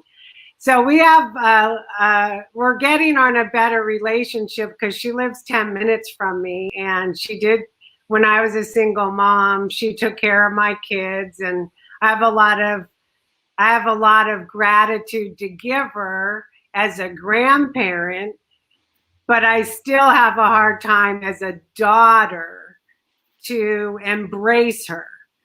But I do know the Ho'oponopono, however you say it, prayer. And I work on that daily, because deep down, I know my mom was surviving herself. Like, she had nowhere to turn. And she told me that later, she would say, there were no homeless shelters. There were no groups. There were no computers. So that's why it is how it is. So I just am like, so I guess, I don't, is it called a bone to pick? I don't know these phrases, but I guess I just have to accept it, right? I mean, so that's her story as well. That's just how it is. And that's a hard pill to swallow as a parent, because if anyone was harming my kids, I would go to a friend. I would go to I mean, there's people out there, right? You don't need a homeless shelter. So I try and figure it out. And the honest truth is there is no figuring it out. I'm done trying to figure it out, because there is no figuring it out. So that's just how it is. I don't know if I'm making sense, but definitely. You can't like make their reality fit what you think is right, because their reality is their reality. So I'm just trying to be at peace. I mean, when she's in her 80s, and I'm trying to have a peaceful, it hasn't been so peaceful. So we can even say the last 20, 30, 40 years. So I'm trying to get there. Well, congratulations. Again, you mentioned earlier that first step is that awareness. And then, because we can't really move forward until we have some sort of awareness about what's going on, or how do we play a role in it? How does somebody else? So congratulations, doing your Ho'oponopono, Ono. I know what you know. I don't know whether I know it's a Ho'oponopono or something like that. I'm not sure how you say it. But I want to ask one final question of Kathy and Kristen. So Kathy, I want to know, like, what is some kind of action step that our audience can take right now to get out of a situation that is maybe feeling like it's pushing them into that invisible state, and they're ready to jump out of that and to move into a next state in their life? What's something that they can do today, Kathy? Well, the big thing that I keep coming back to is really encouraging women to reach out to a community, to other people. I mean, right now in this day and age, when everybody's online and there's so many amazing groups, just to reach out to someone different, even if you find that you're surrounded by toxic people, again, making that decision that these people don't seem to be a good fit for where I want to go in my life. So just find those other people that actually are waiting and are there to help you and support you in many ways, and connect you with other people that have other resources that you might need as well. But really just knowing that you're not alone, and that you are surrounded by people that actually want to help and encourage you and support you in moving forward. So that's the big message I always like to remind women about. I love that. That's so important. So good. And yeah, so it's finding people that can help you, and don't be scared to ask. Don't be scared to ask, because that's the worst thing that somebody can say is no. But most people, when we reach out and ask for help, most of the time they will say yes, especially if you're reaching out to the right people, just like Kathy mentioned. So Kristen, what is something that if there's people in your life, and if there's somebody in your life that is being harmed, what is something that you would recommend to those people to do? Like, somebody who's being harmed. What do you recommend? Not the person being harmed, but the people who know it's happening. Because you had your family was silenced. How do you recommend that they be unsilenced? Well, the first thing is they can all get together so they don't feel alone. I think everyone felt alone. Like my mom felt alone. She didn't reach out to like my dad's sister or my dad's mom or my dad's aunt. Like, I think if they all got together and discussed it, they would have I'm going to say our book is wonderful, because 29 of us got together, and it's very powerful with 29 people, but each of us alone is not as powerful. So I think if people share together the problem and come together, they could figure out how to solve the problem. But when everyone was in their own little silo and not talking to anybody, they just felt powerless. So I think people need to come together and solve the problem together. and then they're powerful and they can actually, maybe do something. But I think when people just think they're alone, they're powerless. So I think collaboration is the answer, Linda. Collaboration in a book. Yeah, I'm going to Yeah. mention that in just a minute. But yeah, Yeah. so good. We've got the sheroes of small businesses, such brilliant nuggets of wisdom. Personal evolution is a lifelong endeavor. And then Dolores Garcia, so much love here, so much support, authenticity and truth is so good. Yeah, I love your advice, both of you. And I want to thank you so much for being part of this book, Invisible No More, Invincible Forevermore. Every time I mention it, Sally, you got to bring yours up because you got yours in the mail. So but it's there we go. She shows them all.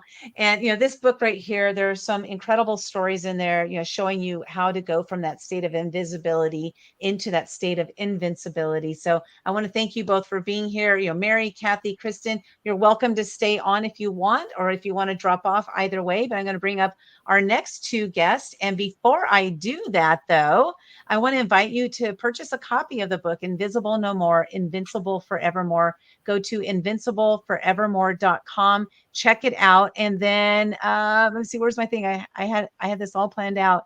So here we go. No, that's not it. Where's my, oh my gosh, here it is. Okay. Announcement. We got a commercial here. Announcement. Okay. Ladies, this has been an incredible journey, writing this book and, all of us coming together, sharing our stories. I wanted to share with you some of the upcoming book titles that I have coming up. If you're interested in writing a chapter in any of these books, go ahead and text the word book to 619-329-9085. And that is going to take you to an opportunity to hop on a collaboration call with me. And what I do is I share, what it's like to be in one of these books, what steps you need to take in order to join, how much it costs, and I'll share all of that stuff. So I'll just rattle off a couple of the titles here that we have.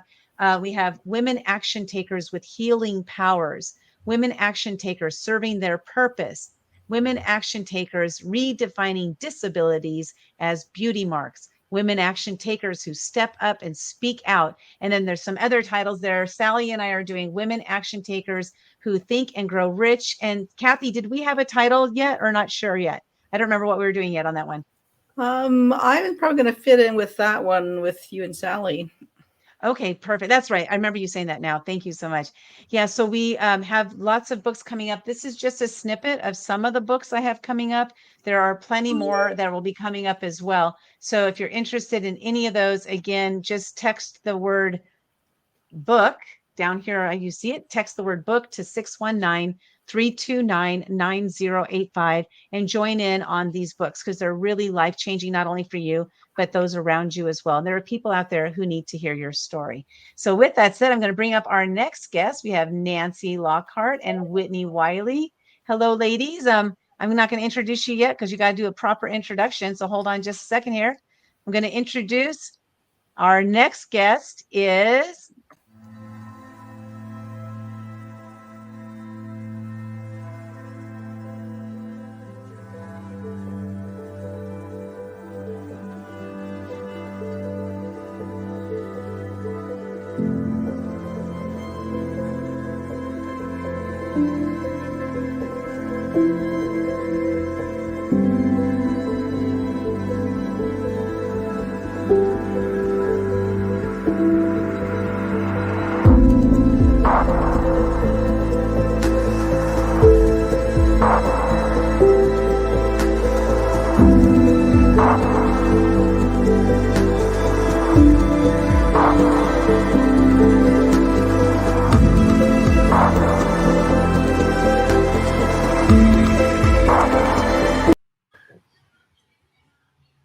Hi, Nancy.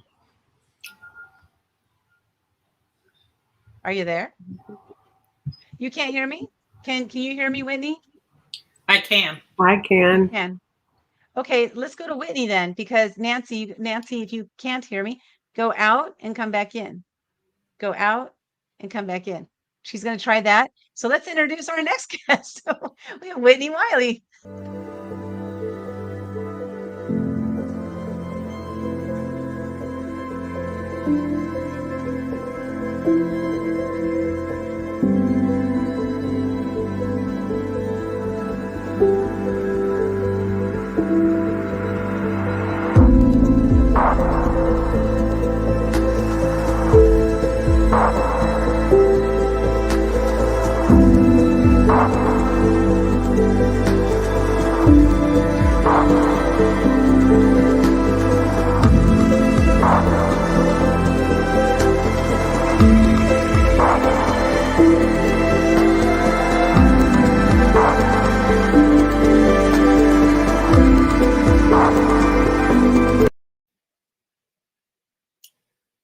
Whitney, hello. How are you doing today? I am great, Linda. How are you? Great. I laugh every time that thing ends because it ends so abruptly, and I'm like, oh my God, it's so rude. But At that's least you okay. got that done. Every time I try to do something like that, so kudos. Great. You do great. Yeah, thank you so much. And I'm so glad to have your story in this book. And there's something that you mentioned, frequently in the chapter, and that, is about decision, right? Decision and Yeah. choice, decision and choice, decision and choice, because we do have choices to make in our lives. We get to, decide what we're going to do, what steps Yes. we're going to take to make it happen. And you did it. You made those decisions. So first decision you made, from my perspective, not first decision, one of the decisions you made was to be in the book, Invisible No More, Invincible Forevermore. That I'm is waiting for true. Sally to show hers. That I'm was a waiting for Sally. no-brainer. I'm going to show mine too. Oh, that's awesome. She's got it on her iPad. I love it. I love it. That's awesome. Well, so what was it that made you decide to be in this book? You said it was a no-brainer. What was the no-brainer about it? Well, it was a no-brainer. You were involved with the project, and I have had the honor and pleasure of being affiliated with you for about a year and a half now, since our very first interview for another book series. And I've watched you grow and step into who you are as a coach and a provider of service for the women that are a part of your community. And so, you asked and I answered. It was easy. Whitney, asked and Yes. answered. Whitney, will you be in this book? That's the legal term, right? Asked and answered. Asked and answered. That's right. Asked and answered. Counsel. That was asked and answered. Counsel. Exactly. Whitney and I in the legal field, so we know a little bit about that. But also, I'm so glad you decided you made that decision to step up, and it's interesting because when we go through life, and I remember that first interview. You interviewed me for Yeah. that book, is One Habit for Women Action Takers. And the One Habit book came out, and I was a part of the first one. And I said, hey, let's do one called One Habit for Women Action Takers. And Steve Sambliss, the guy who has the company One Habit, he said, I love the idea. Let's do it. So we started to compile this group of women, and then Whitney, was in the book, as well as interviewing the women in the book, and so it was really cool. And I must admit that when you were doing your interviews, I was intimidated at the beginning. So yeah. So I know the first time she's hearing that, obviously you could tell by the look on her face. And that's from my own sense of invisibility, right? Because Yeah. I was like, well, who am I? Why do I think I deserve to be on that program? So I had all these doubts about myself going on. And we I all see, do, right? We yeah. all do. Whether it manifests itself in a way that stops us or not, I think we all have at least a moment where the thought pops into our head. Who am I? Or who will other people think I am? Or someone will say, who do you think you are? That kind of thing. And truth be told, I had that thought when I came up with the idea to do the interviews. And I asked Steve if he would, allow me to do it under that umbrella, because one, it wasn't mine, but I wanted to do something that was in service of the project, something that would help to give us all a platform and a stage. And so it became just what you're about, is taking action, and that is the key to confidence. So the really interesting thing is that we think that we're going to think our way into being confident, right? If we just sit around and think about it enough, we will become confident. And the opposite is true. It is taking action that actually helps us build our confidence. And it takes some effort, right? It takes a willingness to take a step, not knowing what's going to happen on the other side, not knowing if it's going to be successful or not, but it takes an intentional first step to get moving. And when you take the step, and you take another step, and then you say, I took the step, right? You celebrate that. I took a step, I took another step. That's how the confidence starts to build. But the thought that we are not enough or it's not going to work, that doesn't necessarily go away. We just learn to push through it faster, I think, than maybe we did previously. Oh, yeah, that's good. So true, because we, as human beings, right, we have these self-doubts that pop up, especially depending on our life that we've lived before until this Exactly. moment. Yeah, so I love that. Your chapter is titled Authentically Me, which we're going to come back to that in just a minute. So Okay. I'm going to bring Nancy. Nancy can hear us now, so this is good. It's good that she can hear. So Very, Nancy, welcome, welcome. I'm so excited to have you here. I only met thank you. Nancy, I don't know, maybe 4 or 5 months ago, Hmm. something like that, Yep. and is kind of like, thrust into each other's life like this. And then here, next thing you know, she's in this book telling her story. I didn't know anything about her prior to that time. And so it's really fascinating to see that there's something, an idea that you have that people want to be part of. So Nancy, I would love for you to share, like, what was it about the title of the book, Invisible No More, Invincible Forevermore, that made you decide to jump into it? Well, I had always thought in the back of my mind that I wanted to tell my story, that it was important for other people to see or hear or read that that physical abuse is something that is, survivable even against some unsurmountable odds.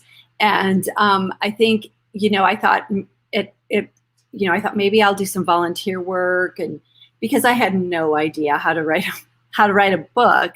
But I did always kind of think, I should write a book. I should put this to paper. And I met you, Linda, on Clubhouse, and we started talking. And I'm just so impressed because you live what you are. Women Action Takers. It's your company name, but it is truly what you do and what you inspire others to do. And truly, there's so many things that you've done for all of us authors to help bring this book to #1 and to support us. I'm amazed, and it's been such a pleasure. I mean, we've built this amazing community of women that just together we shine bright and give others the permission to tell their story, to know they're not alone. And I am so grateful to you, Linda. Well, awesome. I'm grateful to you for jumping in, because you are a woman action taker, right? Because you did jump in, just like you said. Like, I've only known you for a few months, and you jumped into the process, not knowing anything about this, but now you do. And Yes. it's been great, on the journey with you as well. And your chapter is titled "A Would-Be Princess Finds Her Happily Ever After." You want to explain to us, like, what does that mean? What is a would-be princess? Like, did you know a prince? I mean, what does it mean? Absolutely not. But I do, when I was little, I had my Aunt Donna. She was very, very, very dear to me, and she would dress me up, and she would put her jewelry on me, and she actually had a wig that this wig is like part of my soul.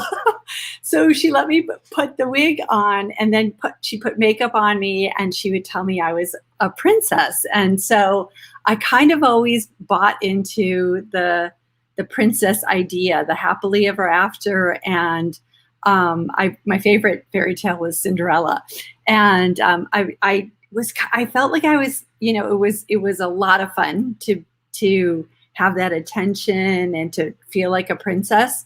However, I think, that whole narrative about finding someone else to give your happily ever after is something that, especially our girls, need to kind of be diverted from. And I'm glad I have 2 daughters, and I have been able to share my story with them, and I've always been very open with them. But I want to make sure that you can be the princess, but own your own happily ever after. And again, like Whitney said, it's not something that just like you ride off into the sunset. Every single day, there's challenges, there's things I'm still, working through. But the power that I have and the confidence that I have in knowing that I have gotten through a lot of very tough things. And now I have this amazing network of women that I can lean on. We've all shared our stories and our strengths. And, when one's down, these women rally together. It's just, it's truly impressive and amazing. And I think when you read the book, it just pops off of the page and you feel like you're part of us. You're welcome to be part of us and to reach out to us and have that support and knowledge you can get through this. It is something that you not only survive, but you really thrive through it because you understand your power. Yeah, I love that. You see, Dolores, Nancy, you were the princess and now you are the queen. Yes, exactly. Thank you, Dolores. So Nancy, Indeed. How important do you think it is for us to share these stories with our children and to get our kids, to protect them maybe against them, or do we let them go through this stuff so that they can build their resiliency? It's a great question. I wish to God I could protect my kids from any of the, the things that all of us have endured, but it would be doing them a disservice. I know that. I can give them the wisdom and the foundation and the stories of triumphing through it, but they're gonna have to go through their lives and their life story and their stories. But I think in sharing it, it's not a way to protect them. And I think we really I wish it was easy, but I'm also glad that it's not, because they're gonna know what they're made of. They're gonna get their grit. They're gonna find their power. And by me sharing with them, oftentimes my girls get very protective and they get upset. But I'm like, but I'm here, and I'm here because of everything that happened before. And you are my girls because of every situation that I went through. To be here today and to be able to share my story. So I think we have to be super wise about our expectations for our kids. They're going to have their stuff and they're going to have to work through it. And we're going to be there to help them through it as best we can, but let them have their experiences. Yeah. I think, when I was going through this, building that resiliency, it was so important. And I think, I wouldn't be the person I am today if all of that stuff hadn't happened, if I hadn't gone through the heartache and the pain that I went through. I wouldn't be here. I wouldn't be writing about it because it wouldn't have happened. But the thing is, we try to protect our kids from having that happen, but sometimes I think we need to let them happen. And I get so angry sometimes when they talk about these, bullying things that they do in school, and they tell the kids stop bullying. No, you know what? You got to take the kid that's being bullied and you got to teach them how to deal with it, because it's going to happen throughout their life over and over and over. It's not going to just be in school. It's going to happen at work. It's going to happen as you go through life. You need to figure out how to deal with the bullies in your life. Absolutely. And so it's not, okay, let's just tell the kids to stop bullying. No, let's teach the kids that are dealing with it how to overcome it and how to shift their mindset and what to think and how to go forward. Because it's really important that we teach our kids. Yeah, I think it also is, it enables us to take the action that Linda has so, wonderfully laid before us, to take the action for good and for positive experiences, to gain the confidence to be a part of this book, to write down our experiences, but not just because of the experiences, but this whole experience of coming together, writing the book and having, such great success that we are experiencing right now, because we've gone, it's a little scary.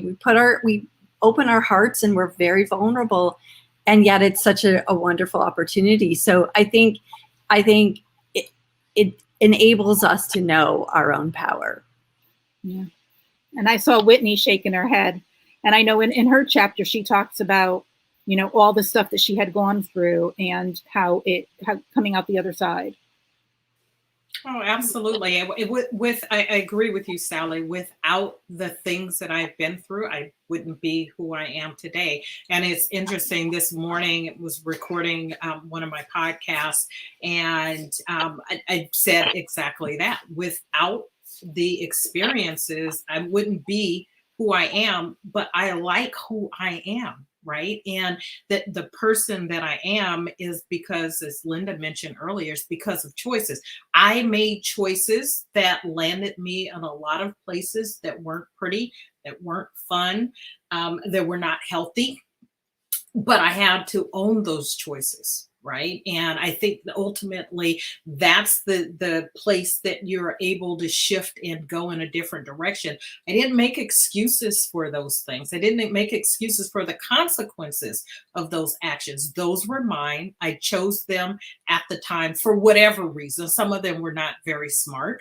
Some of them were the best I could do in that moment, because I was using what I had, right? I was working with what I had available to me, whether it was my intellect or what have you. And it's okay. That's the bottom line. It is okay. Whatever has happened, all of those things, the choices, the actions, the decisions, they have all brought you to this moment. And you get to decide in this moment, where do I want to go from here? Right? It could be that you could choose to dim your light, silence yourself, be invisible with what you've done because of shame or guilt or regret or any of those things. But those emotions don't serve you. And so what serves you is to just own it and then say, I want something different than what I have right now, and I'm going to take the actions that it takes to move me in that direction. Yeah, it's interesting you mentioned that, Whitney, because it doesn't serve you. Is what I do now is I have moments where sometimes I need to go to a little pity party by myself, and what I'll say to my husband is, Linda Sunshine, right? Linda Sunshine West. I was given that name by people, and it's because I do show up that way the majority of the time, big time. But there are those times that I need to just like go crawl into a little hole, be by myself, need a pout, pity party. And what I say to my husband, like, especially if it's something that he told me, no, we can't do that. Like something I really want to do. He's like, no, we can't do that. Or no, we're not going to do that or whatever. I'm like, I just need 5 minutes to pout. I'll be back.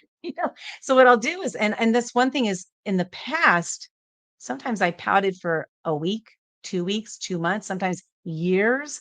But now I say, okay, I just need to go pout 5 minutes. I'm done and move on, right? So it's about creating techniques that you can use in your life to move you forward. What are those techniques? Everybody's techniques are different. Maybe my pouting technique will work for you, and maybe it won't. Maybe one of the techniques one of the ladies has here will work for you, and maybe it won't. But try something, because what you're doing now, if it's not working, why beat your head against the wall? It's like, find something that works, and you got to keep trying something new. So we have just a couple minutes left. And what I wanted to do is, Nancy, I would love for you to share with our audience, like, what is something that, if they're in an environment or a situation, whether it's a marriage or their kids or what have you, and they're feeling, for lack of a better term, beaten down emotionally or mentally, what is something that they can do to get out of that situation? Well, I think there's a fine line. We're talking a little bit about forgiving ourselves and the situation that we're in.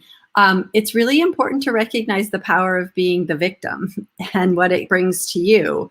And so not to victim shame, but to own, like, where am I at and how can I change the situation, which might mean giving up some of the, some of the, whatever the benefits that you might get for being the victim, whether it be people feeling sorry for you or not having to take responsibility for certain things.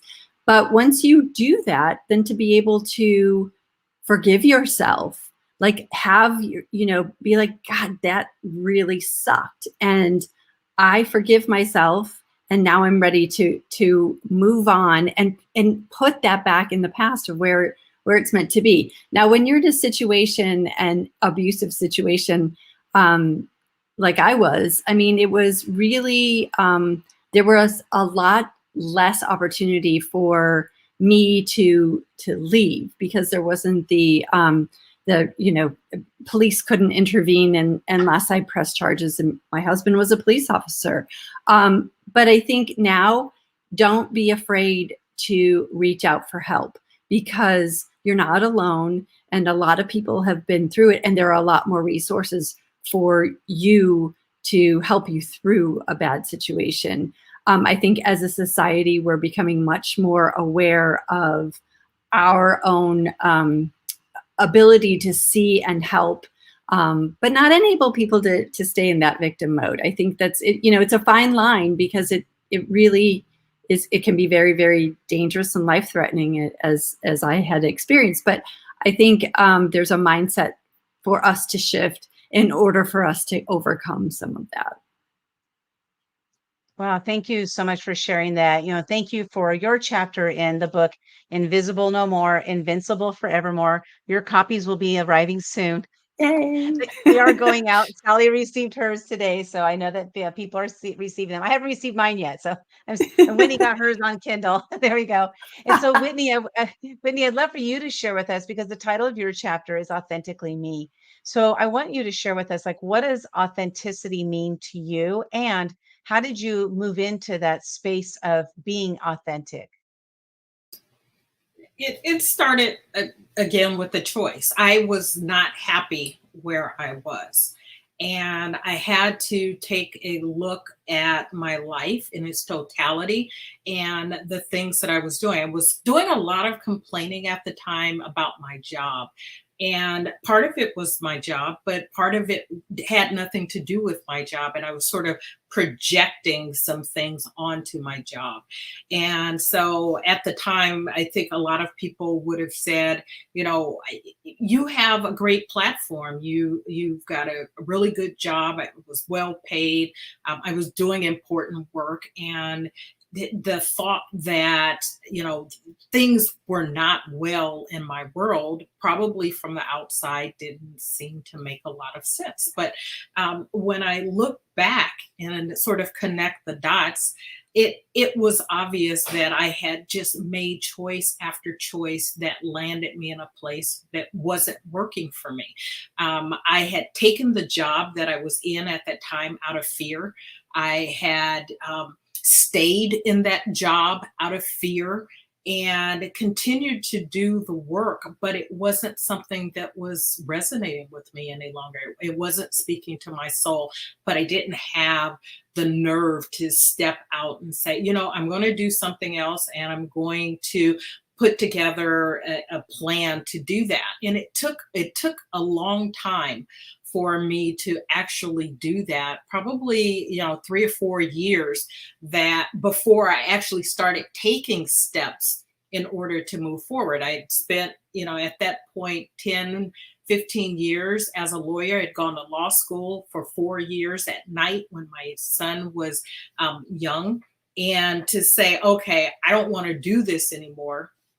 I felt some kind of way, like, who are you after you did all of this to just sort of walk away from something? And I realized that if I was going to be happy, and I decided that I wanted to be happy, that it was only me that was going to be able to make a difference. And you and Nancy both talked about sort of the victim and the feelings. I allowed myself to feel what I was feeling, but I stayed in that way too long. And like you, Linda, I still have moments where pity party, or I give myself permission to feel what I'm feeling, to be in each and every moment. And then it is, okay, now that you've done that, how do we move forward? How do you move to the next place? And for me, it becomes about having a clear vision for what I want my life to be like, where I want to move next, and who I want to be as I am moving there. And if I keep that vision in mind along with my values and my priorities, making sure that those things are aligned, it becomes possible for me to then step out of that feeling, because I know I need to take some action to get where I'm going. Oh, I love it. That's so good. I love how just everything, it works itself out, but it's like really about that deciding, making those decisions, having that awareness and then making a decision based on the awareness that we have. And, like you mentioned the pity party, I like to pout, every once in a while. And it's like whatever you are using that works for you, do it, do more of it. Whatever can move you out of that space quicker. Like me, I used to pout for weeks or months, and now I pout for 5 minutes. I've created a technique that works for me to move out of that. But thank you so much for sharing that, Nancy and Whitney. And I know, Sally, you got to head out, and Kristen. But I want to thank you. You can all stay up here as long as you want, and and just stay at the party or go ahead and head out. But Sally, thanks for co-hosting with me today. I truly appreciate you. Invisible no more, invincible forevermore. That's the book we're talking about today. These women sharing their stories of going from invisible to invincible. And it's interesting that, for the majority of the ladies in the book are, over our 30s, I'll just say 30s because I don't know the ages That's of very everybody. kind of you. Well, I know that there might be one or two that are like maybe in their late 20s, but I'm not sure all the ages. So I'll just say, over their 30s. And it's interesting that sometimes it takes us decades to get to this point we recognize that it's time to change something. And there was one of the words that was used earlier in one of the other interviews, and it was no more. I'm not doing this anymore. Like, no more. I'm not standing for this. No more. Right. And there comes a point in our lives where we say, I'm putting my foot down and no more. This is not going to happen. And I've come to that place of awareness. And now I'm moving forward, and I got to find the tools. I'm going to go out there. I'm going to Google search everything and find out how can I move into that next phase. Then I find people in my life that are where I want to be, and I go connect with them and I make it happen. But I got to take the action. And that's what the Women Action Takers is all about, is about taking action to move forward, to live that life that you truly want to live. And so with that, taking action, we're going to bring up our next two guests to the stage. We got Betty and Dolores. Hello, ladies. Don't say anything yet, because I got to give you a proper introduction before we go forward. But I just want to share with everybody, we're talking about the book Invisible No More, Invincible Forevermore. You can purchase a copy of it. Go to invincibleforevermore.com. It's showing up on the bottom of your screen there. While you're at it, please go ahead and go to youtube.com/women action takers and subscribe to the YouTube channel, Women Action Takers channel. We got some really, really good stuff over there. So go check it out and see what works for you. And with that said, I want to bring up I brought them up already, but I'm going to introduce our next guest to the stage is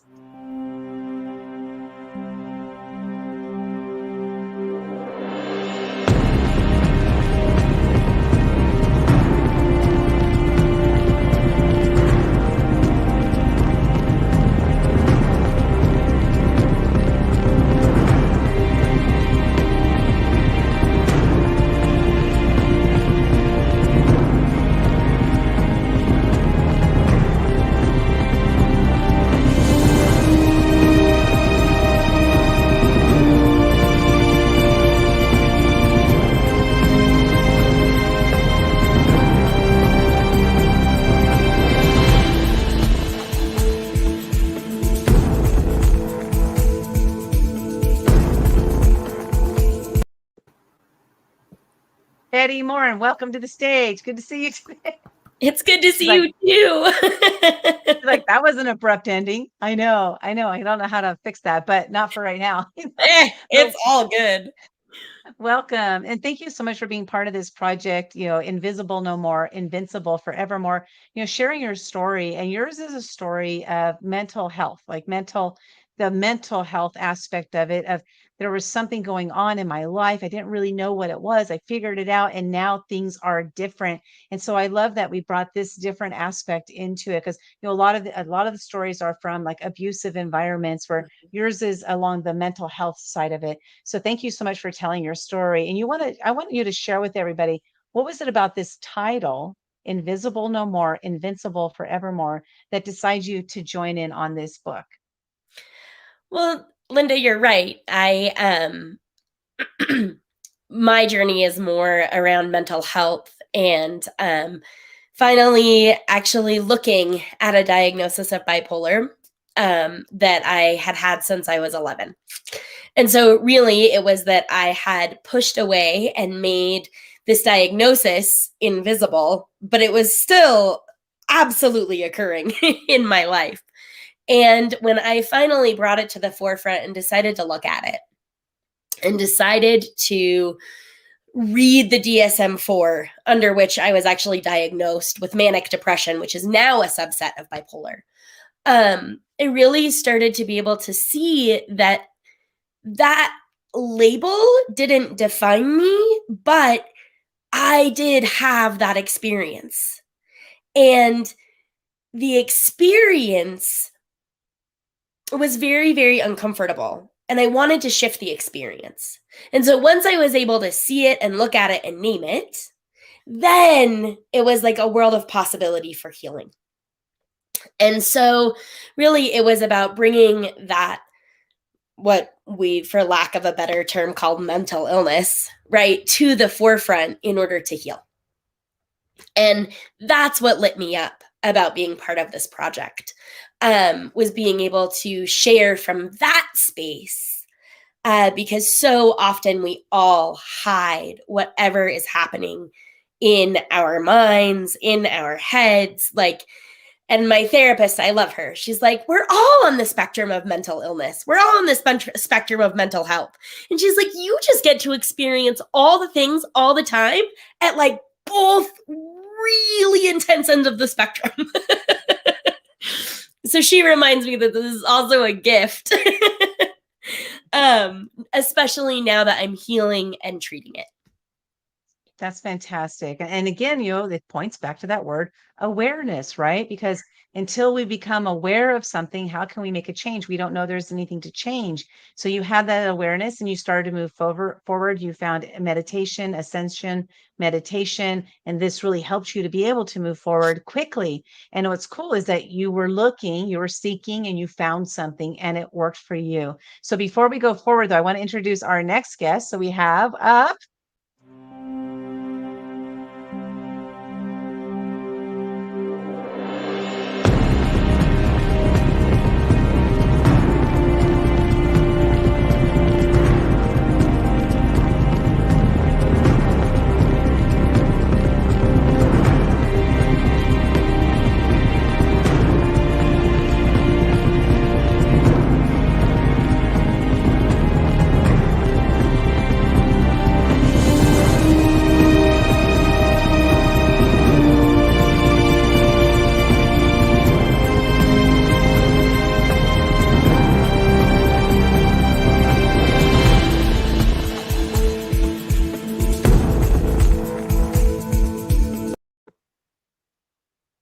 first, I got to say, rockin' hot bod. Right, ladies? I mean, dang. Well, Hi, Dolores. And I recognize that I have the same top on as I do in those pictures. Is that like a fashion faux pas? And I'm like, I'm going to totally own that. She has one shirt. That's all she has. Hey, I got to share something. In my world, there's no such thing as a fashion faux pas. Perfect. I belong there. Well, they say when you're doing video, you have if you have a background like I have here, you need to wear a solid shirt. Hello, I'm totally going against it. I'm wearing my Fred Flintstone shirt today. I don't know. I just decided to wear my Fred Flintstone shirt, and I just there are rules, and there are rules that are made to be broken. And to me, fashion, like what is fashion? Honestly, I don't know. I really don't know. So, but anyway, yeah, you look great. And I just want to say it again, rockin' hot bod. Oh my God. So at 52, you decide you're going to enter a physique contest, and for some reason, something pulled you over there. What was it that pulled you over there? Because that is definitely an invincible move, lady. Well, you know what? It really was it was a step out of my invisibility. And Linda, that word invisible is what pulled me into the project. That was part of my identity. And I had a secret fantasy of doing a bodybuilding contest. I grew up in an excruciatingly strict religion. I'm going to even morph into the word cult, is that I had never worn a bikini in my entire life until I put my competition suit on. And I had never worn stilettos. And I am going to be on stage getting judged for my body in stilettos. And I'm like, I'm breaking out of this invisibility identity. I don't want to be that anymore. And so that was, you saw the date on one of those pictures. It was 2018. And so 3 years ago that I competed. And you know, there's also a woman who is in the background of the first competition picture. She just joined our Women Action Takers publishing group. She took first place. I took second against her. She is an anesthesiologist and she competed. We were both in the master's category. And I brought home so many friends in my heart, and we were competing against each other. That was beautiful. Yeah. Oh, I love that. That shows, the power of, women coming together and getting rid of that mindset of competition where it's real like, when women are coming from a place from the heart and soul, like there is no competition. It's really about just coming out and saying, I'm here. And you're saying, I'm here. And like, let's see how we can coexist and create something together. And I just think that that's the beauty of collaboration. That word itself, I'm known as the collaboration or the queen of collaboration because I bring people together. I just love it. And it's funny because that word competition, because you mentioned, in the competition, she was number one, I, was number two in the competition. And it's like, this is a word that we use so often. And I think that when we use that word, it's like comparing ourselves, oftentimes it's comparing ourselves to the other people. And it can, when I was in high school or junior high and high school, I was in band. I played flute. Did any of you play an instrument? Okay. Kristen was a sailor. She was a sailor. And so, here I was I played flute and we did a lot of band competitions and we, as a team, right, we came together, we had a band competition, we're being judged and we won what's called the sweepstakes. So there's like third, second, first, and sweepstakes is the winner of like the whole category and stuff. And we won that every single time, except my 11th grade, the second semester. And I remember it. I remember it way from back then because we got first place. We were mortified that we got first place. There were so many bands that didn't even place at all. But we had become desensitized to what it really means to win. Like it's not about winning and getting that trophy. It's about coming together as a collective, as a group, and being in formation together and working together as a team. And that's really what it's all about. And I think like for me, winning at that point in my life, winning was all about getting the trophy and we beat you. Instead of looking at it as together, we came together and we created something absolutely amazing. You know what I mean? So I don't know where I went off on that, but I did. So yeah, Dolores, speak up, girl. Well, Linda, I think that, we kind of have been dissing the word competition in the collective. And I would like to make a differentiation. We were in a competition. We were being judged. We were being evaluated. That was part of the game. We knew that. But that's where the competition ended. I was not personally competing against the goodness of that other human. we were just in the game together. It didn't mean that my soul, my person was better than her. And you know what? I actually have a video of another event, and I had been awarded first and my competitor was second. And you gather in the center of the stage, and you know what? God bless me, but I reached out to her and I pulled her in like she was my best friend. I had just met her on stage, literally. And we are standing there arm in arm, loving the spotlight together because our human souls, our divine feminine was radiating together. It just so happened one got first and one got second, but that was the competition. That wasn't the goodness of our souls. And it talk about coming out of invisibility. Put a bikini on. Yeah. Like, look at me. I know, really. Betty, I saw you and you mute yourself. You wanted to comment on that. Yeah, so I just wanted to say, so prior to us doing the first not pre-launch, but like the last Tuesday, I'm just going to call it last Tuesday. It was amazing, right?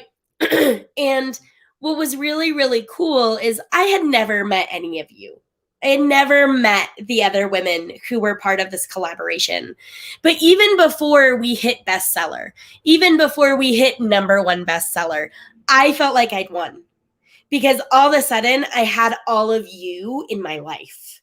And we were all on this thread together, and we were all cheering each other on, and we were all posting, and we were tagging each other. And it felt like a win. Right. And so this collaborative effort to me has meant so, so much because I have been able to find other women who, we've all had different experiences, all of us. And yet, here we are all together doing this thing and being in partnership and being in true collaboration in order to lift one another up.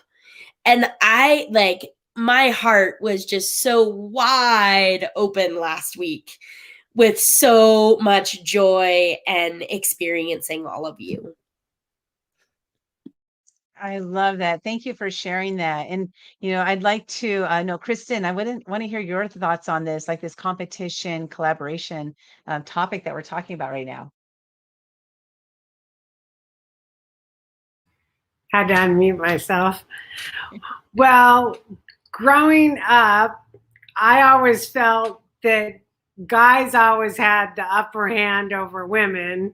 I still believe that in the sense that when I worked for the Navy, it was the boys' club. I just happened to be a girl in a boys' club. But I'm hoping that our friend that does I forget her name, Linda, the girl that does the conversations where men and women, well, anyway, I forget her name, but she writes books on it's not about competition. We each bring something to the table. Do you know who I'm talking about, Linda? Oh, well, anyway, we met her at one of the Secret Knocks events, and she was in LA with us. But anyway, I'll text you later when I remember her name. But so I think it's good. I mean, Bernie, who did those other events, he always says it's not about competition. He doesn't use the word collaboration, but what word does he use? Cooperation. Yeah, collaboration and cooperation. Yeah, cooperation. So hopefully soon there'll be more cooperation and less competition. Yeah, I agree. I think it's there's an important distinction there between the words, because we can be like Dolores was saying, there was the competition, which was the game, but then there was the non-competition. It was the collaboration, cooperation, the getting along with each other, the playing nice with each other, the all of that stuff that was happening also at the same time. So it's happening at the same exact time, but like the game was something that was happening, but the connection, the soul connection, was something that was being created, is how I see it. So it's kind of interesting, bring these words, we're talking about a collaboration book, which is about bringing women together to share their stories. And you mentioned, Betty, just like I felt like I already won, and just from meeting these women. And that's what's cool about it, is that when I had the idea, I had no idea who I was going to bring together. Betty, I only met you within the last maybe 8 months or so. Dolores, about 8 months or so. And I've known Kristen for a long time. It's been since 2015 that I met her. So, she's like my longtime person, in my life, besides my family and stuff. But I had no idea what was going to happen when I brought everybody together. One thing I did know is that there were going to be some incredible stories that were going to be told. I knew that, but I didn't know anything else that was going to happen after that. We have all kinds of stuff that's coming up. Like we're talking about doing an Audible book together. Sally wants to do a course called like how to go from invisible to invincible. And then we have podcast episodes. We have all these interviews happening. There's so many different things that are happening just because of the compilation of women that have come together. And it's so absolutely incredible. I spent many, many years being scared of women, because when I was in corporate and the women were backstabbers, the women would step on top of each other to get ahead. And that's what I thought it was like. I thought that's what women were all about. And so when I got into the entrepreneurial world and I found it was different, I found that women actually do look out for each other. Women actually do want to see each other succeed. Those were the women I wanted to hang out with. I didn't want to hang out with those others. So it's interesting. We create the environment that we want because that's what I wanted. So I created it. And now look what's happening is I'm bringing together just these absolutely incredible women. So with that said, so Betty, you're, first of all, move inward, uplift. We are doing a book called Women Action Takers Who Move Inward, Uplift. And right, Betty, we're doing that. Are we doing that? I hope so. She's got jazz hands going. So I'm saying yes. And then Dolores and I are doing one called Women Action Takers Who Fly, FLY, First Love Yourself, right? Dolores, we're doing that. That's been confirmed. Absolutely. So I already have 2 people on my list, so we're doing it.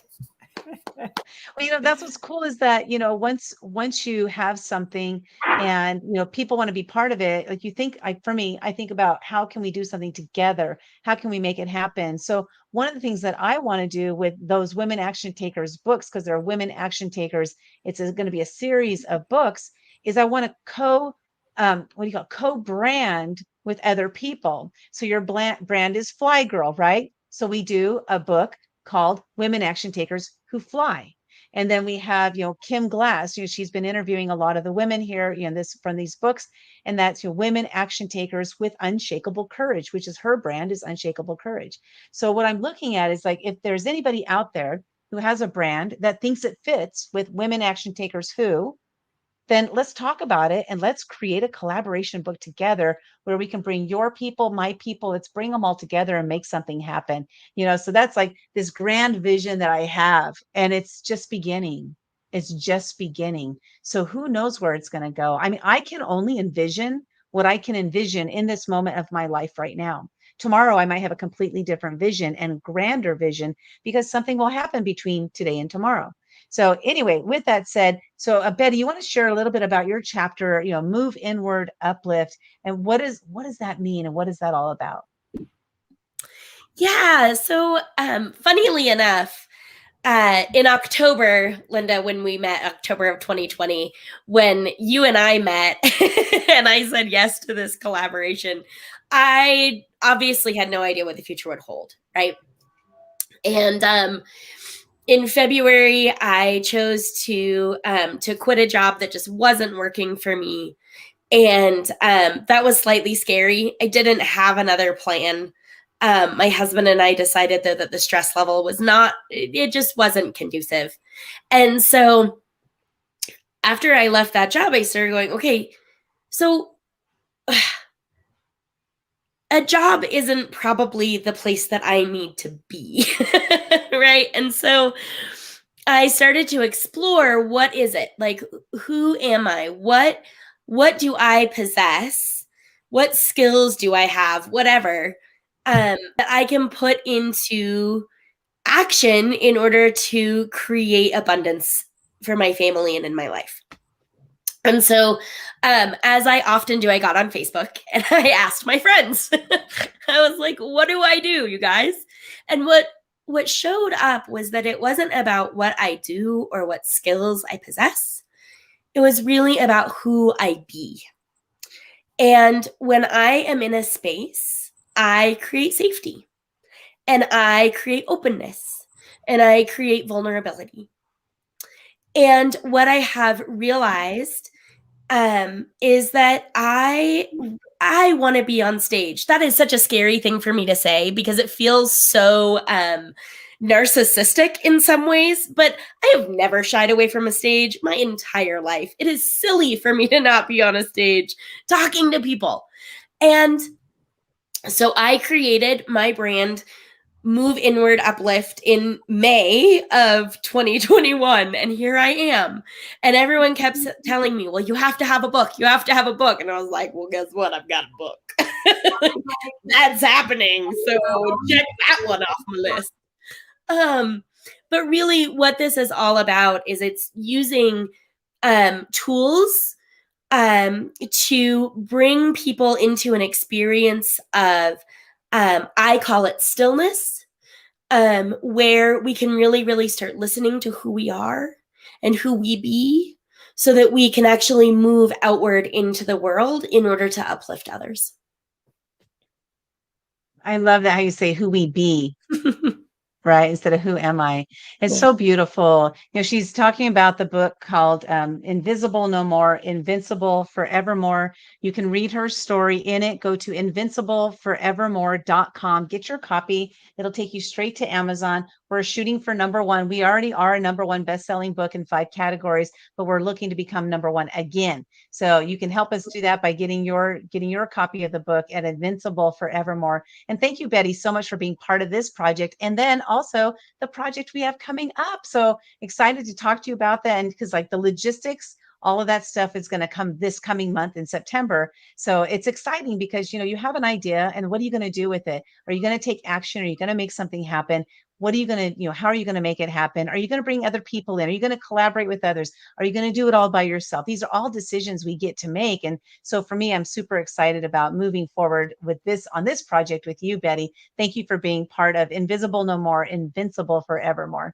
Oh, and thank you, Linda. I really, really appreciate the opportunity. And I want to be part of the Women Action Takers Who Fly.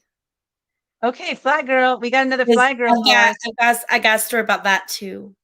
Awesome. That's right. There's lots of stories, right? We're not short on stories. That's for sure. We are not. We all have something to share.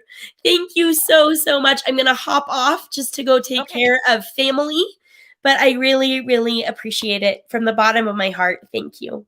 Thank you. Thanks for being here and being part of this. Appreciate you. So Dolores, we got like one final thing before we move. We bring on our next guest. So I want you to share with the audience, like your chapter is called The Shroud of Shame. You actually have 2 chapters in the book. One is a tribute to your mother, Emma Adams, and that one's called Just Imagine. Just Imagine. And then The Shroud of Shame. But what I would love for you to share with our audience is what is something that they can do that will help to move them out of that invisibility and into that space of invincibility, like you did, showing up on a bikini and a bikini on stage. And as we saw from Sally, I have never worn a bikini in my life. That's what Sally says. So yeah, so go ahead and share with us what is something we can do from invisibility to invincibility. Well, and you know what? My stage is different than your stage. And so I say moving from invisibility to invincibility is listening to yourself when you say, I always wanted to do this. Think about when you were a little girl. What were your dreams? Honey, I have had 2 of those dreams completely beyond my imagination, is that I did compete because I wanted muscles. That's what I wanted. And I wanted to be strong. And I thought those women were just beautiful. And I wanted to write a book. And so I think that's what I would say is kind of my leading thread is listen to yourself when you hear, I always wanted to. Oh, honey, now it's time. Let's do this. And so I still hear myself say that. Oh, I always wanted to do that. I always wanted to skydive. Did that on my 50th birthday. There's a few more things that are coming. I always wanted to. Awesome. And now you're facing the 100 hard questions, right? So she's writing a book called The 100 Hard Questions and the Things I Learned from It. And so that's exciting because she took that step to, to go ask questions, something that was scary for her. So, that's the thing is that it's something that's scary for one person may not be scary for somebody else. And it's recognizing that and saying, you know what, it's okay. I'm scared of this, but I'm going to do it because I'm scared. And that's what changes our lives when we do it because we're scared. Yes, so true. So true. Yeah. Awesome. Well, I've enjoyed having you here, of course, and our book coming up, Women Action Takers Who Fly, FLY, First Love Yourself. We'll be looking for contributors to that. If you're interested in that, go ahead and text the word book, BOOK, to the number 619-329-9085, 619-329-9085. Text the word book there if you're interested in it. And you'll get a link that you can click on that will take you to a calendar. Go ahead and sign up to be on one of the collaboration calls where you can learn all about the next books that are coming up. I got about 10 of them in the queue, and I'd love to have you join in one of those books. Dolores, you're welcome to stay here if you want, or if you need to hop off, I totally understand, but I'm going to bring up our next two guests. Thank you so much for being here. Thanks. Bye-bye. All right. Bye-bye. So next up, we have our next two guests. We've got Sarah and Pamela. This has really been such a great day. You know what I love about this is you ladies are all on time. And it's like everybody's showing up like clockwork. It's been perfect. Like I couldn't have asked for anything to run any more smooth. Before I introduce you, I'm going to do this really quickly. Welcome to the stage.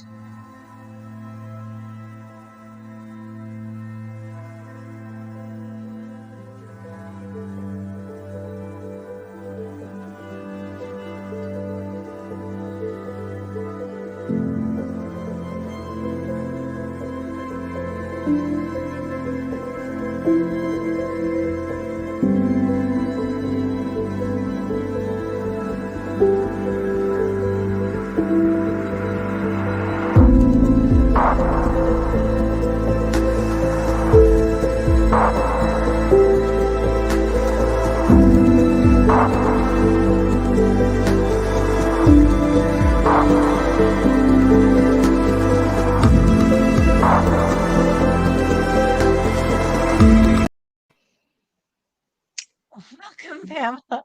I cannot stop laughing when I end those because they end so abruptly. But anyway, welcome, Pamela. It's good to see you today.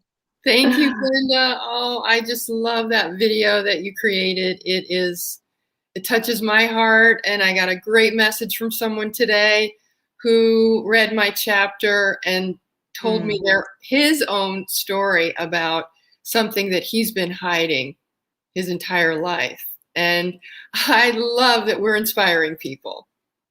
And that's really what this, like, I got goosebumps, like my whole body, like all the way down to my toes, and that's what this is all about, right? Is that inspiring and motivating people to take some sort of action. And maybe his action was to call you or to reach out to you. Like that is an action step. It doesn't have to be this whole life-changing action because every action leads to another and then leads to the end results. And so the fact that he purchased it, he read it, and he reached out to you, I mean, that is so beautiful, Pamela. I'm so glad you decided to join this book. And so my first question to you is, what about this title, Invisible No More, Invincible Forevermore, inspired you to join the book? So I didn't really feel invisible as a kid growing up, but it was my sexuality that I had to hide. And so I became invisible in that way. I grew up being a tomboy, and I have two sisters, and we played with guns and dolls and all that. And I just felt different. but I thought I needed to hide it, especially when I realized that I was attracted to girls. And it was a horrible feeling to me to feel that there was something wrong with me. So Invisible to me was not a good place to be. It was heart-wrenching to be closing off that part of myself, and being able to come out with my story finally. That to me was a huge release. It was like I opened up myself to the world. Well, I want to thank you for selecting this book as the way to do that. I truly appreciate you. I've known you for what, 6 or 7 years, something like that. I've known you for a while now, and I think I met you at the very, very beginning of my entrepreneurial journey, which was 6.5 years ago. And just getting to know you and who you are, what you're all about, and that passion you have for others. I think it's evident in everything that you do. So thanks for sharing your story in this book. I truly appreciate it. And before we go on, I want to introduce our next guest, and that is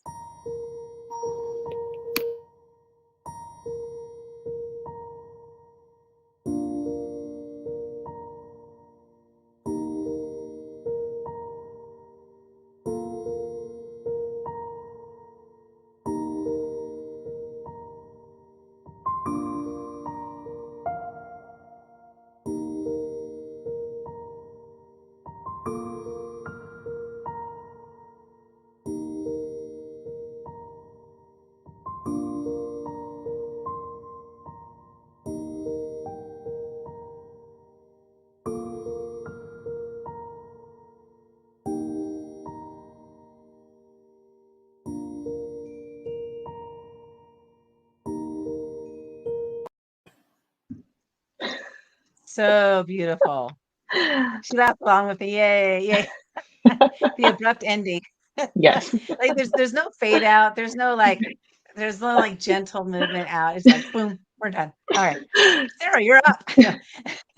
Well, Sarah, Hi. welcome to the stage here with us. And Invisible No More, Invincible Forevermore. Your story is also one of those that there was tragedy at the beginning of your life that really shaped the way you started to live your life. But then you went through this place in your life where you moved out of it and you said, no more. I'm not going to do this anymore. And so I Right. want to know, like, what was it about the title of the book, Invisible No More, Invincible Forevermore, that made you decide to jump into it? Uh, I I think I didn't know that I felt invisible. I wasn't aware that I was silenced.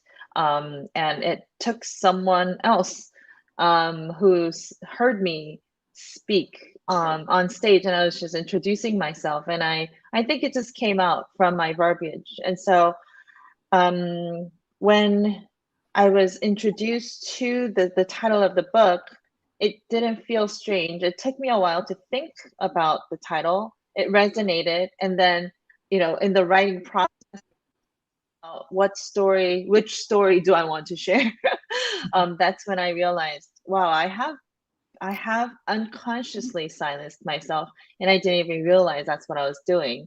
But it wasn't strange to me. Invisible sounded, and it felt like what I had felt for a very long time. So I think that's what it was, quite unconscious. Yeah. Wow, yeah, I find that fascinating because so sometimes we don't know we're Mhm. feeling invisible until we're moving out of it, right? So because Right. when we're living our lives, we're just going along, living whatever it is that we're living, and that's normal for us because we don't know any different. And then when we Right. start to move out of it, like for me, when I would see people who were positive, like those motivational Yeah. speakers, which I'm one now, right? It's like those motivational speakers, I was like, that's a bunch of BS. Those people, they can't possibly be like that. Mhm. They can't, possibly be that positive and stuff. But then when I moved into it and became that person, I see, okay, it is real. And now I'm one Uh-huh. of those people that they're like, that lady, she can't really be like that all the time, kind of thing. So it's interesting how our, invisibility, we all hear it differently. We think of it differently. It's different for every single one of us. So somebody might look at you and say, how is it possible she's ever felt invisible. I mean, look at her. She's Exactly. out there, she's doing this, doing that, and doing all kinds of stuff. But it doesn't matter what they see, it's what we feel inside. So I That's want to right. like kind of like let's broach that a little bit here. So your title, Sarah, is Not Invisible on On Purpose. purpose. So what does that title mean? So now I think that title has a little bit of a double meaning, right? So I'm not invisible on purpose. So there is a purpose of being visible, and kind of breaking out of the shell, and not invisible and on purpose. And like that's now like a purpose. It's become a purpose of mine in my life to really be visible, allow myself to be visible, speak, because I had been hiding, I've been quiet, I've been silenced for such a long time. But I think it's almost like I've had like two different versions of me living life, because I was one of those positive Polly, like, all the time happy. So no one would really imagine the things that I went through or express or didn't express and hid, just by looking at me from my everyday life. But that was to cover up for the deficiencies or the emptiness or the sadness that I didn't want to feel. So then I may have done it even more. So now the purpose is for me to not be invisible. I want to be totally visible, totally transparent, and be free and be open to do that. And then I think it really gives other people to do the same. And that's the inspiration that I want to bring through my chapter. Yeah, that's good that, coming out of that invisibility and, being that open, honest, like to ourselves, right? Being To ourselves vulnerable. first. Yeah. And speaking of like Pamela's chapter is perfect about this topic because it Totally. is called Come Out, Come Out. Wait, what is the full title? Come Out, the 4 words that took 20 years to say. And so, Pamela, your story going from that state of invisibility, like not telling anybody the truth for so many years. And first though, first I want to go back even further, like at the very, very beginning. When did you start telling yourself the truth? It was after college. I mean, I knew in high school and college, but I just was so afraid because I feel like there was so much in our churches, our communities, in our families, so much that in some ways was unsaid, although in churches and schools it might have been more said back then, that this was wrong. This was not the right way to live your life. And so I kept that within. But I couldn't do it anymore after college. I had to come out. And I came out, but I came out to my gay community, but I didn't let my family and friends know for a long, long time. And how long was that long time? 20 years.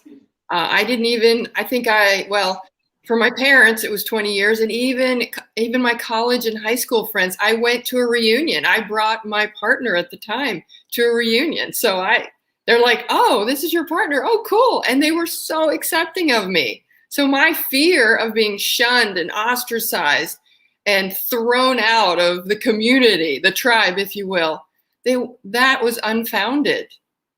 And I wish that I realized how much people loved me, my family especially, that they would never ostracize me. But I was afraid of it anyway.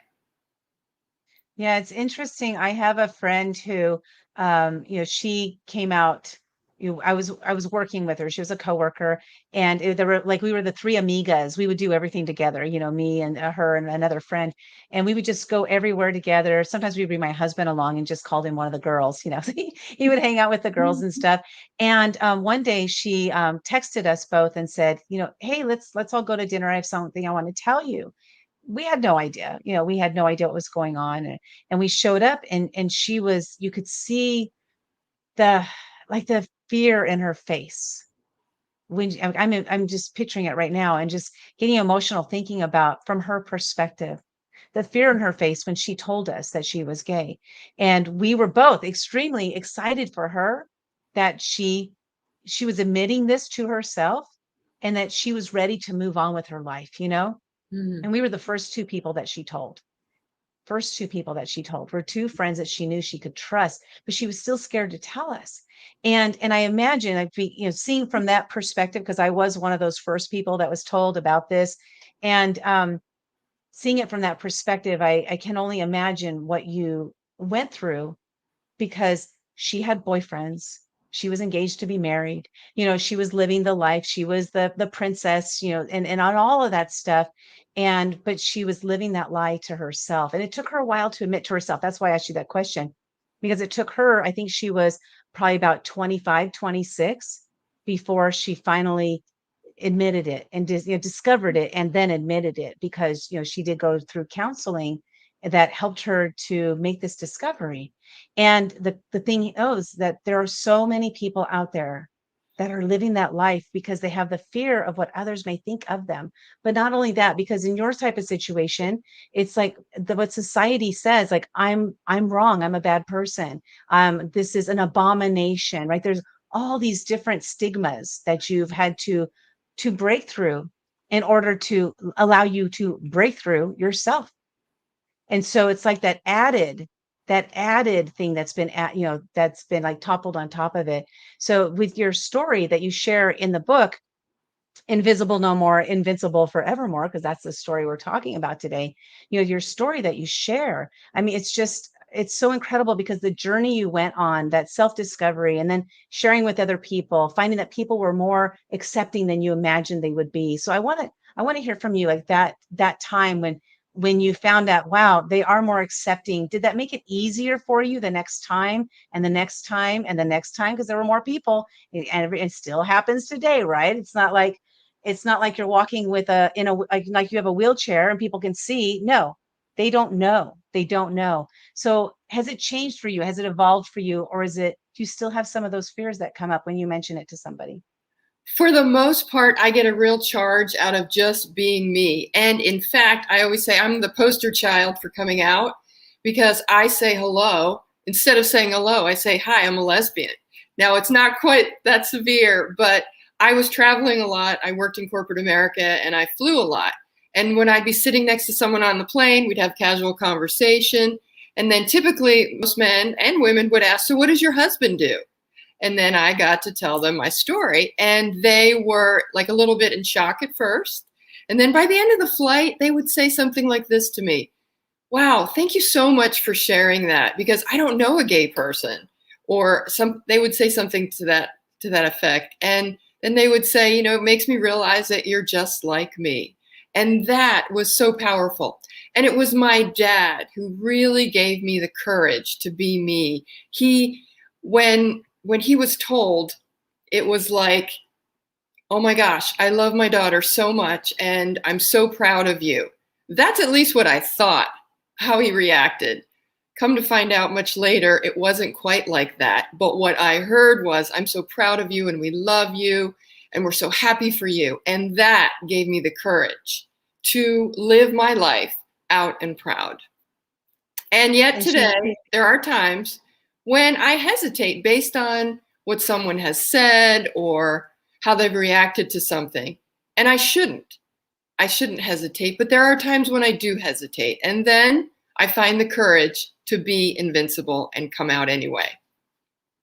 That's awesome. And it's a constant, right? It's a constant for you.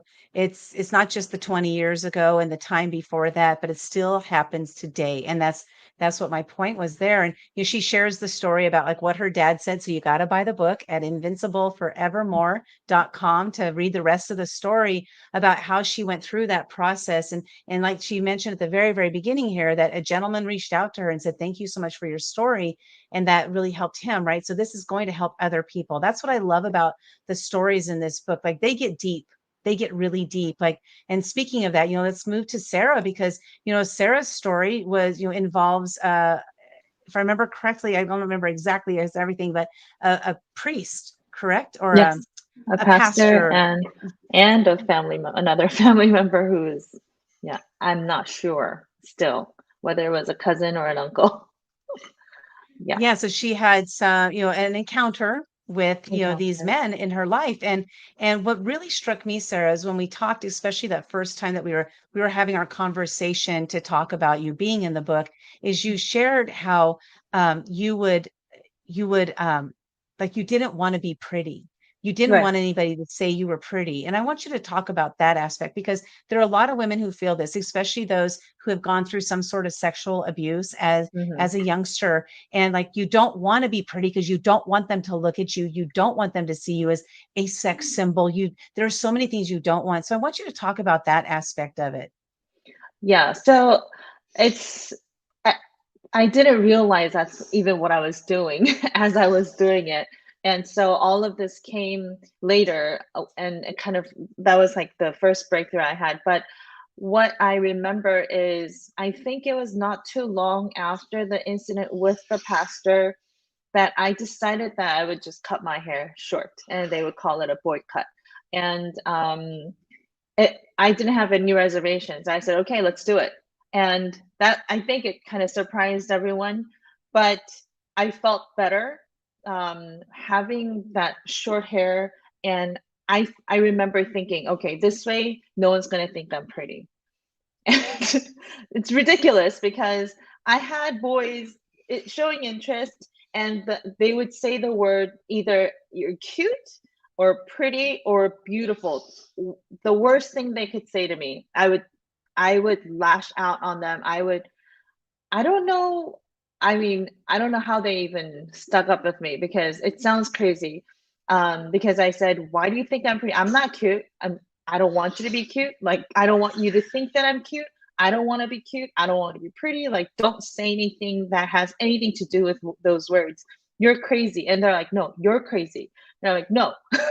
So I remember having these weird back and forth with boys, and they would bring me flowers, and I would like just toss them. And I was so mean, I feel like, because I didn't want the attention that they were giving me, because in the back of my head, I was thinking, what are you going to do to me? And I think that's quite scary to even think. And I remember being like 6th grade, 7th grade, and boys and girls, it's natural for them to show interest, but I was just totally blocking everyone off. And I dressed in baggy clothes on purpose. I even gained weight to not be pretty. And so those, I mean, speaking about it now, thankfully, I think it's ridiculous, but at the time, I was very, very serious about not looking pretty. And that was a defense mechanism for me. It was to protect myself, And so I understand when there are people who, and this happens at an unconscious level, unfortunately. So you don't know that you're doing that. I didn't know that I was doing that. And so I can't imagine the types of pain that people actually go through, and they don't know about it, And so I think that's the recurring theme for me. Did you Yeah. ever have any time that, because I don't think I asked you this before, but was there a time that you told family members about what happened, and did they believe you, disbelieve you? Like, what happened when you told them? So the thing is, when this happened, the second time it happened, the first time when I was 9 with a relative, I totally kept it silent. I didn't tell anyone because I didn't know who it was. I couldn't even open my eyes. And so if I had known, I probably would have talked to someone about it, like, oh, that person did this. Because I didn't know, I couldn't speak about it. And so that I think I just deleted it from my memory. The second time this happened with the pastor, I called my dad the next morning, and he came to pick me up. And as soon as I arrived at home, he asked me what happened. And I was totally honest and open about it. And I think the way he dealt with this is what helped me through. And I didn't have to speak about it, because he said, you know what, this is not your fault. You have all of my permission to stay away from any family function where you don't have to be there. It's okay. And so that really gave me the courage to, like, okay, this is not my fault. Okay, I'm okay. And so he really helped for me at the moment to like get over it. And I didn't have to like blame myself or, so it was brilliant the way my dad handled it, but the effects were still there, And so after I talked to my dad about it, I didn't have to tell anyone else about it. And so it was kind of like, one was a healing process with my dad, but then the effects of it were still there unconsciously. And so I thought I was okay. That's why I thought I was totally fine. I didn't think these things were going to show up in my life the way they did. Yeah. Yeah, we never Yeah. know, right? Yeah. We never know Never. what's hidden deep in the recesses of our Right. bodies. We just don't know. Wow. Well, gosh, Yeah. we're running out of time. This is hard because I just want to talk to everybody all day long. But so what I want to do is, Pamela and Sarah, I want you to share with us, like, what is something, so Sarah, your question is going to be different than Pamela's. Okay. What is something that you would recommend to people to do? Like if they find that, um, a child like your father, you had a father who was supportive and believed you. A lot of people don't have that. So what is something that you would recommend, for somebody who has, maybe they experienced some kind of childhood abuse like that, sexual abuse? What is something that you would recommend to them to do today if they still haven't dealt with it?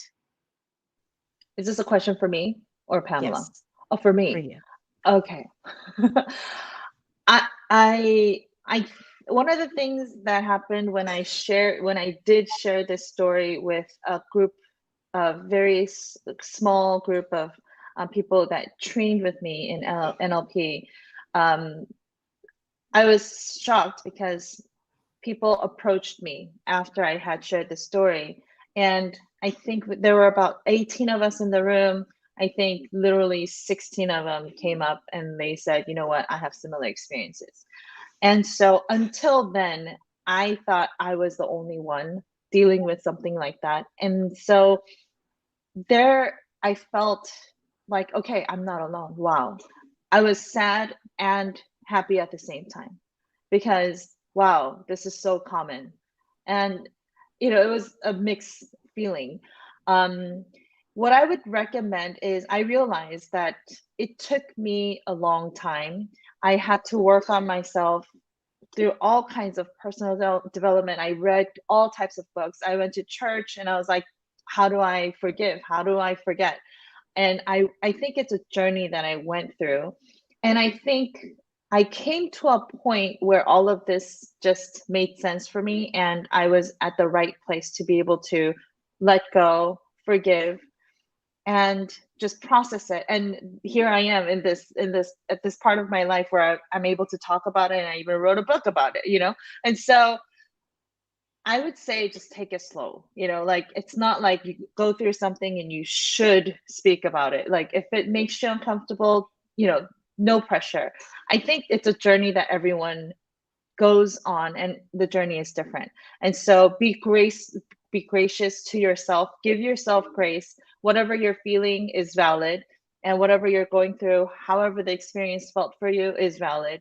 And I downplayed my experience because it wasn't rape, right? And I was like, so, it could have been worse. So I downplayed my own experience, thinking I shouldn't even talk about it because it's not that bad, So let your experience be your experience and process it the way that suits you, and just make it a journey for yourself. And when you're ready, you'll be ready. I think that's the advice I would give. I love that. Yeah, don't like force yourself to rush into something. And Right. if somebody's like, you got to talk about it, you got to talk about it. No, you don't. Mm-mm. You get to decide what you're going to do. Some people are ready sooner than others, and some people ready later than others, and some people never ready. And there's no Absolutely. comparison. It's your Yeah. life, is your journey. So thank you so much for that, Sarah. I appreciate you. Thank you. And Thank thanks for being you. part of the book. It's, you got to get the book Invincible Forevermore. Read her chapter. Totally. Yeah, exactly. You got to read it because she's a published author, #1 best-selling author now. That's right. So next up, Pamela, your question. So I want to ask for your question is you're related to the gay community because that is the community you address. You are the lesbian love coach. And so I want to know if there's somebody sitting out there right now, they're watching this and they're saying to themselves, I'm gay, I know it, and I haven't told anybody yet. I'm too scared to do it. How do you recommend that they make that first move? That is a great question, Linda. I would say sort of what Sarah said too is you are not alone. And even though there are so many celebrities out there and the gay community is much more visible, you might live in a small town or another country. If you feel unsafe about coming out, then I would say hold off at least until you find someone who you feel safe telling. There must be someone in your life who is unconditionally loving of you. Find a time to talk to them. Now, it's a really good idea to come upon some resources, and I'd like to recommend a few. So the Human Rights Campaign Fund, it's hrc.org. They have a brochure that's online, a PDF called Coming Out, and there's such great advice in there on how to come out. If you have organizations, LGBT organizations, locally or in the next biggest city, you can always call them and make an appointment to see a counselor. Many of these organizations have coming out groups, and they are confidential groups where you're meeting with other women or men who are in the same process with you. Although we have come a long way, baby, there's still reasons for people to be concerned, either for their safety or what they've grown up with, all that programming. And then finally, I would say the most important thing is you don't need anyone's permission to be you. You just need your own. Have compassion for yourself in not feeling as comfortable as you wish you could be. And just be compassionate. Give yourself a hug. Tell yourself you're so lovable, and find that person to tell, because you might be surprised by the wonderful, loving reaction they will give you. I love that. That's great advice for everybody. Just great advice for everybody, for sure. And yeah, love yourself. And let's everybody give ourselves a little hug and say, I love me. I love I me. love me. I I love love me. me. Give yourself a hug. Thank you so much, ladies, for being, part of this program with me, the program, this book with me, the Invisible No More, Invincible Forevermore. These are stories from women who have gone from invisible to invincible. I just love that cover. Every time I see it, it just makes me giddy, because it's really that envision of women coming out of the darkness and into the light, and so that's what it's all about, is all of us, coming out and sharing our truth of who we are, what we're all about, what our beliefs are, and saying, you know what, no more. I'm not going to take it anymore from people who are putting me down. And Mason likes to be in part of the show every once in a while, but I'm not going to take that anymore. And I'm standing up and I'm saying, here I am, love me, leave me. It's okay either way, because I'm still going to be me. So thank you so much. You are welcome to stay here. We have two more ladies coming up right here. And if you need to go ahead and go. But I want to thank you for being here. Again, everybody, you can get the book at invincibleforevermore.com. We're still holding in at number 2 in the women's personal spiritual growth space. We've been there for about 4 days. We were number 1 for 3 days. And here we are 4 days and number 2. And I'm really wanting to move back up to that number 1 spot. It would be just cool to even just touch it again, because the book that's holding place in front of us is called Women Who Shine. Women Who Shine, which also sounds like a great book as well. So go check that one out as well, but don't buy it until you buy ours first. Because I'm in competition. No, I'm just kidding. We were talking about competition earlier. That's why that came up. But ladies, thanks so much for being here. Truly appreciate you. And yes, stay up here if you can. I'd love to have you stick around. We're going to bring on our next 2 guests. We have Misty and Melody. And what I'm going to do is introduce.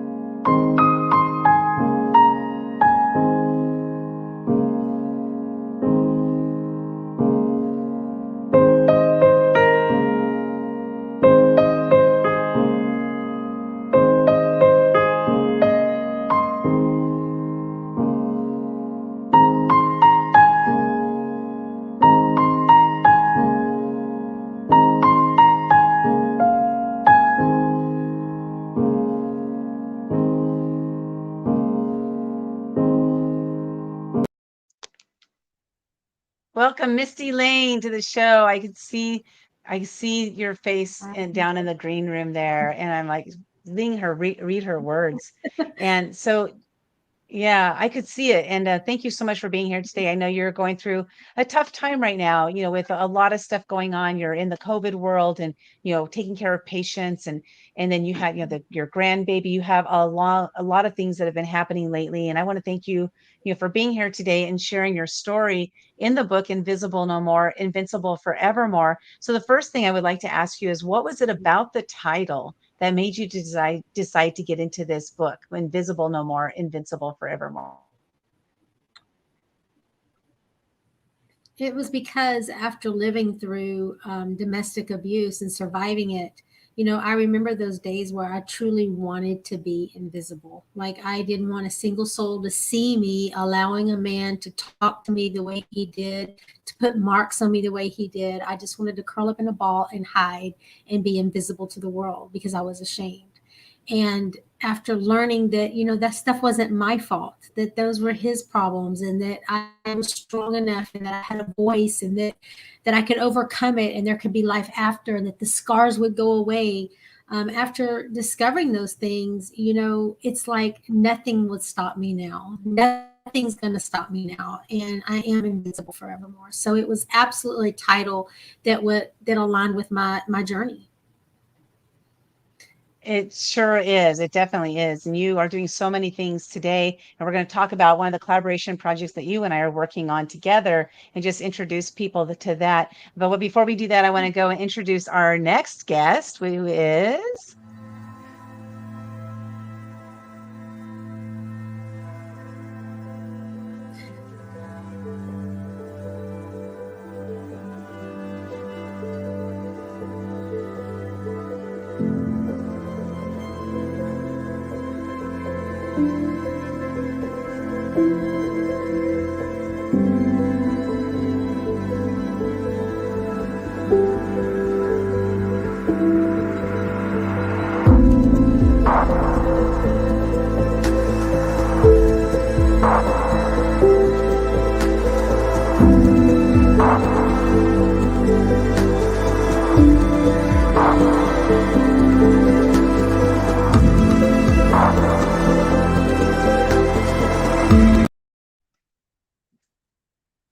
Melody, welcome, welcome. I'm so glad to have you here today. I'm sorry, I just got to laugh every time I do that for some reason because they end abruptly and I didn't do a fade out. But anyway, we're here today talking about Invisible No More, Invincible Forevermore. I do things messy, I just do them. That's the point, right? It's the women that takes action.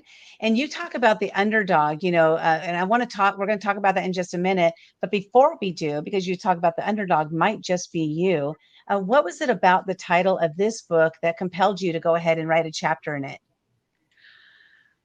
Well, I thought it was such a great title because there are so many times where I felt invisible. And there were times, like some of the other ladies have said, where I wanted to be invisible just to get through the day. That was the only way to do it.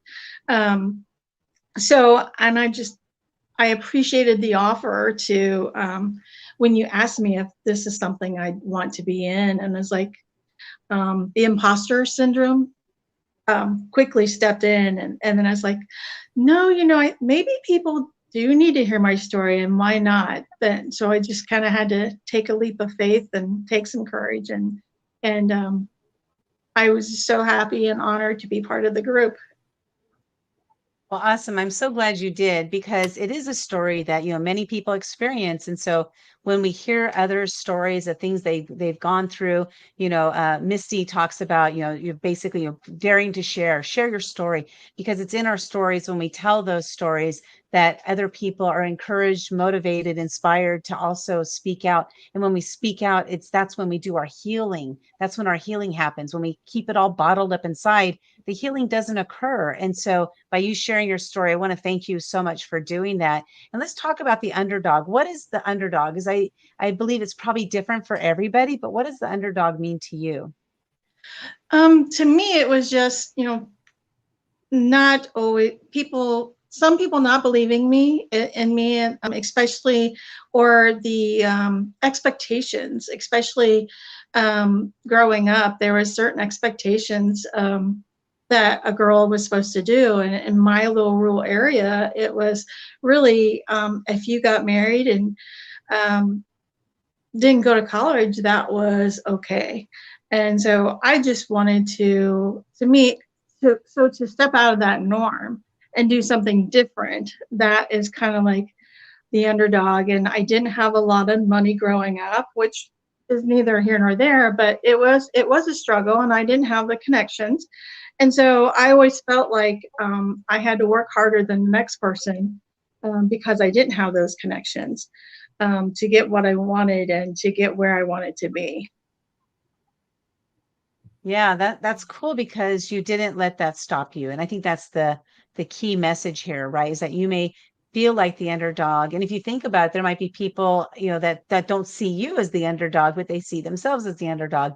And I think that's the point here, is that we all have our own experiences, own lives, own passions, missions, own experiences that lead us to where we are today. And we get to feel what we feel. And it's true to us. It's really true to us. Sometimes it takes until we get out of that space before we realize that maybe I really wasn't in that position. I was seeing myself that way because that's where I was at that time. And so what I'm going to do next is move on to Misty. And I want to hear from Misty. Misty, your title is, the title of your chapter is You Changed Me.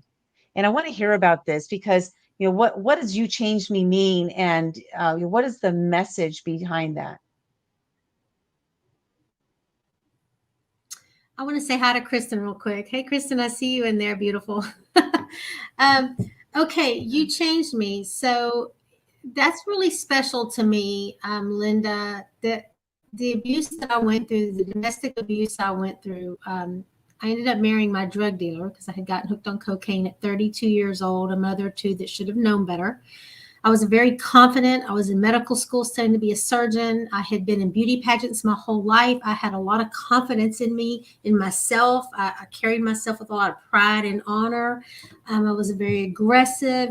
I'm a Leo. So I was a very outgoing, boisterous person. And when I got into this domestic abuse situation, he started manipulating my mind first. That came way before the physical part of the abuse. And I didn't notice it, the gradual changes that were coming on until the first time he broke my nose. And then I was like, wow, I think I'm in a domestic violence situation. It dawned on me. But by the time it dawned on me, I was too far into it to really know how to get out. And I had already lost that confidence because he beat me down so much mentally ahead of time. So I talk about, in my own book, What Goes Up, I've written a poem while I was incarcerated because I ended up going to prison behind some other things. But I wrote a poem about, in the beginning of it, how he changed me. He made me this timid, shy woman that was scared to use that voice I used to use, that was no longer confident. I didn't stand up tall anymore. I hid behind long sleeve shirts and high collared shirts to hide the bruises. I hid behind, all kinds of lies and fabricated stories about why I didn't come to work, or if I did have a mark that was visible, how I got it. It was all these elaborate stories of how I got these bruises on me. And he changed me into this really identifiable-less person, if that's a word. I lost my identity. And I didn't even realize that, Linda, until I was incarcerated years later and had gotten that physical break from him long enough to break free emotionally, that I didn't even know what kind of music I liked. I didn't even know what kind of food I liked because he had dictated so much in my life and I allowed it, that I had lost that. So through it, this self journey of discovery of myself again and learning to love myself again and looking in the mirror and saying, you are worth something, Misty. I found a voice. I found a strength to fight. I found courage. I found power. I found compassion and empathy for victims of domestic abuse that I never had before because I never understood that world.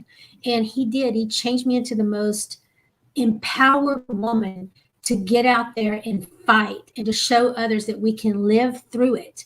We can be better from it. And by golly, they're not going to ruin us. And that we can use that determination to go out there and get that and help those others and be a voice for them until they find the strength to have their own voice again. Yeah, yeah. Thank you for sharing that. It's so true. I kept seeing the heads shaking.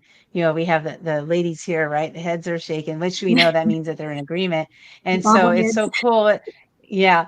No, it's, but why don't you share with us? Like I know your story. I know your story very well. But why don't you share with us, like, what was it that got you imprisoned, and how long were you in prison, and also the story of like your journaling while you were in there. So, I mean, it's hard to condense it down and seeing, there's emotion with it every time I say it out loud. But long story short, to the whole thing is, I got addicted to cocaine at 32. Like I said, I made a bad choice in life. I didn't make the correct choice. I didn't think it through. Became a crack cocaine addiction. Got involved with this very abusive man. I went on a 10-year spree of just bad decisions, put myself in the wrong place, the wrong time with the wrong people, doing the wrong things. One day I was attacked and robbed and lost control of my vehicle. My vehicle was sliding down the road sideways and slammed into a parked car, which in turn hit a woman standing in her yard and knocked her into the house and killed her. So I went to prison. I went to jail. I was facing a 40-year prison sentence. And at the time, I was in medical school studying to be a surgeon. And now I'm sitting facing a 40-year prison sentence for vehicular homicide. So that was tough. Never been suicidal, but to find that breath every morning to take without that survivor's guilt, that feeling of I deserve this breath of air, was a battle. It was a journey for me, and it was one that took many, many, many months and years to overcome. The journey took part for me because I actually started writing by hand in jail on paper with a pen my life story. The writing and the release was my therapy that saved my life. I didn't get any kind of counseling for the first 7 months. They refused to take me to a doctor. I didn't get on any kind of antidepressants. There was nothing for me. I just sat to dwell and to deal with, I had killed someone and had no help. So that's what I did. As I turned inward, I found my own inner strength. I used writing because that's what worked for me. And I believe it's extremely powerful as a healing tool. The actual physical writing, not the typing, but physically releasing that energy onto paper, I think is what saved me. And out came my book, What Goes Up. In prison, it was written with a lot of anger and a lot of blame because that's the place I was in. 9 years later, I changed it. There's a whole bunch of backstories here, but 9 years later, I rewrote the book before I ever released it. Rewrote it from a place of accountability and forgiveness. And that's what changed my life, and learning to be accountable for what the part I had done wrong, and then forgiving myself and giving myself a little bit of grace and mercy that I had made those decisions and had allowed the things I had allowed. Yeah, well, your story is, every time I hear it, I pick up something different, right? And your story there, it shows that no matter our circumstances, because like you really were the beauty queen. It's not a story. Like you were a beauty queen. You were in pageants and you were doing all that, and then you were in medical school. You were doing the life, right? And then something happened and you got involved with somebody who the drugs, and then became addicted, and then it's like circumstances kept happening and showing up, but like you said, she is that taking that responsibility. And when you were writing the chapters, writing your book inside prison, it was one story, but then when you got out of prison and started accepting responsibility for your own actions, that's when the book changed. Really, go out and get that book. It's called What Goes Up. It's by Misty Lane. It's a great book. I've read it, and oh my gosh, it's absolutely incredible. It is a page turner, just really well written, and Misty wrote the book. Misty, it's not like she had somebody else write her story for her. She wrote that book. So it's really really well written, and just an enthralling story. And I, for one, having met you, and I did meet you in person, a couple years ago. I saw you at an event. I think it was City Gala, and it was just great meeting you in person. And I'll be meeting you in person again, here sometime soon. But just seeing that, like who you are today. I'm sure that Yeah, anybody who the meets growth. you today has no idea what your past is. And that's like with all of us, we don't know anybody's story until we read it in a book like, of course, Invisible No More, Invincible Forevermore, where you can read the story of all these ladies who have gone from some sort of invisibility in their life, moving into that space of invincibility. How did they do it? What are the steps that they took? What were the challenges that they had along the way? And how did they blast through those to get to where they are today? Because if you see them sitting here right now, like me, I am now this confident woman who speaks her mind. I have no fear of judgment. I'll get up and I'll wear a shirt that's clashing with my background because I don't care. That's why, because I really don't care. I wanted to wear this shirt today. You can judge me for it. And you know what? I just don't care. I like it. There we go. It's not going to affect my life. But, the experts I like say it you too. shouldn't wear clashing. So who are the experts? I'm the expert in my life. So anyway, with that said, I want to go back to You're the Melody because expert. Melody, we talked. What was that? Well, Melody, No, I talking just about the said that's the underdog. greatest thing you can ever be in life is being yourself. Exactly. With no whatever. I don't have any excuses for it. This is who I am. This is just love me or leave me. Either way, I'm still going to be me. It doesn't matter to me either way, right? And I only want to hang out with people who love me for who I am. I don't want them to hang out with me because they love me for who I think that they want me to be. And I think, that was one thing that was mentioned earlier, right? You didn't even know, what was it, Missy? You said, like, I didn't even know what was something I liked, there was, and a lot of us get to that point. Like The music or the food I like. Yeah, the music, the food, so many different things. I don't know where I like to go on vacation, right? You just go ahead and adopt, whatever it is that they want because of that abuse has, like, made us feel like we need to we need to exist with them and like what they like, love what they love, hate what they hate. And I've done that. I did that for so many years in my own life as well. But I want to move to Melody because, talking about the underdog, right? The underdog is, this person who's feeling like, yeah, like all these challenges against them, like the world is against us, like I don't have a chance, like all these other people, it comes so easy to them. For me, it comes hard. I struggle to make make things happen, to get the best and the best out of my own life and stuff. So Melody, I would love for you to talk about the underdog life and what it's like, because you're in the IT field and doing work in that field, which is a predominantly male field. And so what got you into that? And then what challenges have you faced, like, I guess mentally and emotionally, to move through those places to help you to see that, I'm not an underdog and I am amazing, because you're absolutely incredible. Thank you, Linda. I just this will show my age, but when I was a senior in high school, we got our first computers in our high school, and we had to sign up for and give a reason why we wanted to be in the class. And so it was only 2 sections, and we had about 8 people that were allowed into the class, 4 in each section. So, and I just said, well, I wanted to do business and I wanted to do computers because I found them fascinating. And so I was able to get in the class and went to college under computer science. I was only allowed by my dad to apply to one college. It was a state college. And when I said that I was accepted, he said, well, it's a state college. They have to accept you. I was like, thanks, Dad. Nothing that I'm like the ranked 14th in my class, but so I went to college, and then I struggled to get into the IT world. I worked retail, and then I finally, after a year working retail through the Christmas, is like, I really need to do something else. So it was only about eight years ago that I got into the IT world. Are you still there?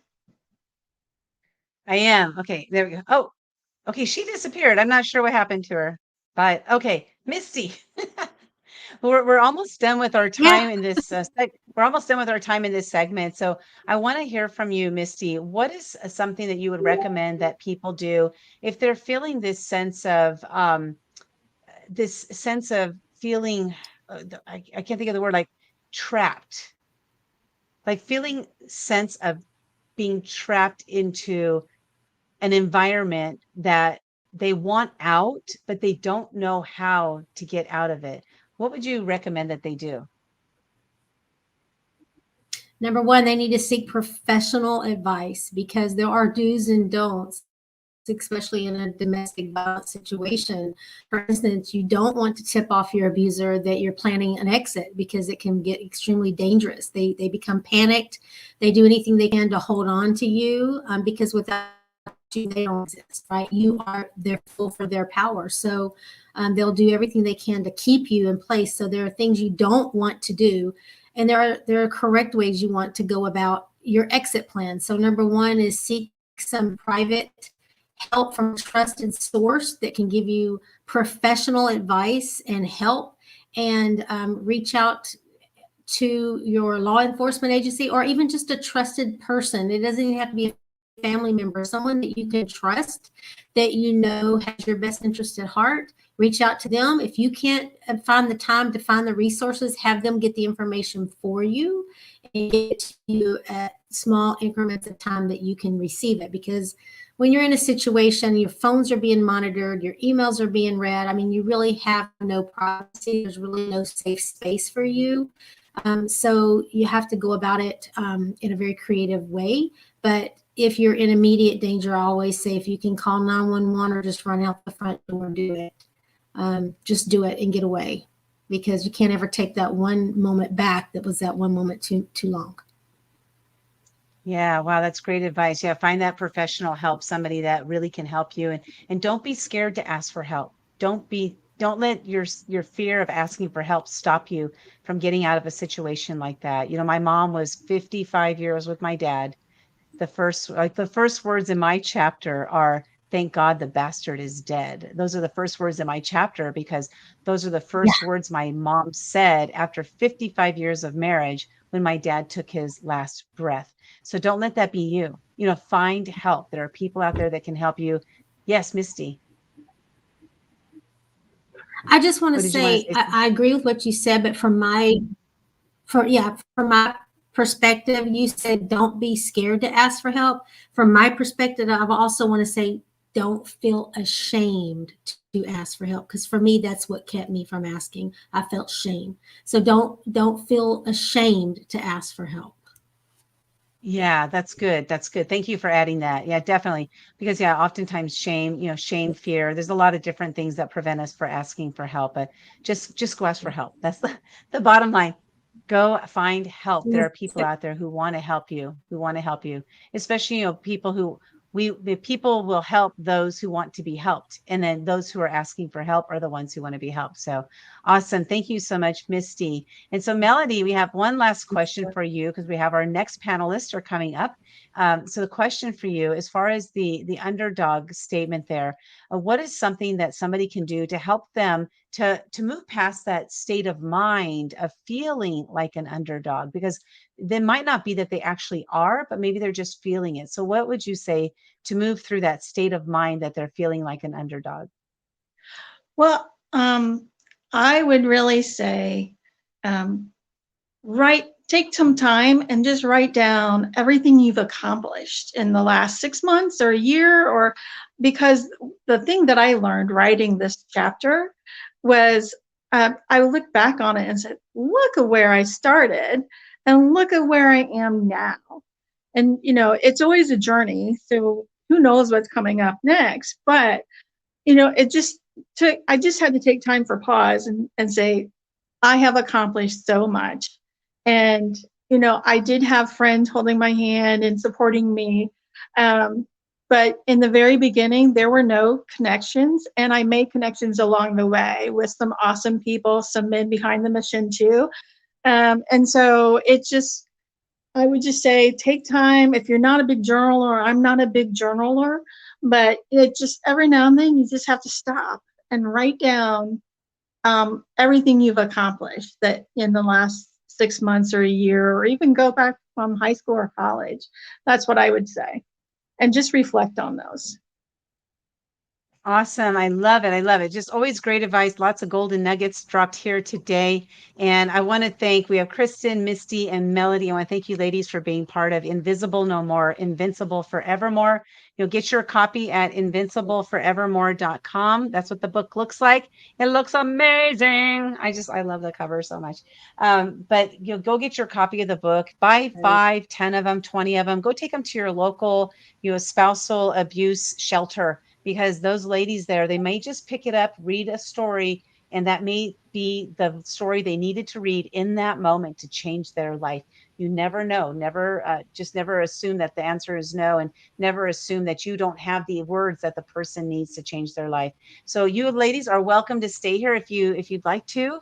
I'm going to bring our next 2 ladies up to the stage. We got Legend and Cecilia. Hello, ladies. Good to see you tonight. Legend, I thought you were going to be on a plane or something.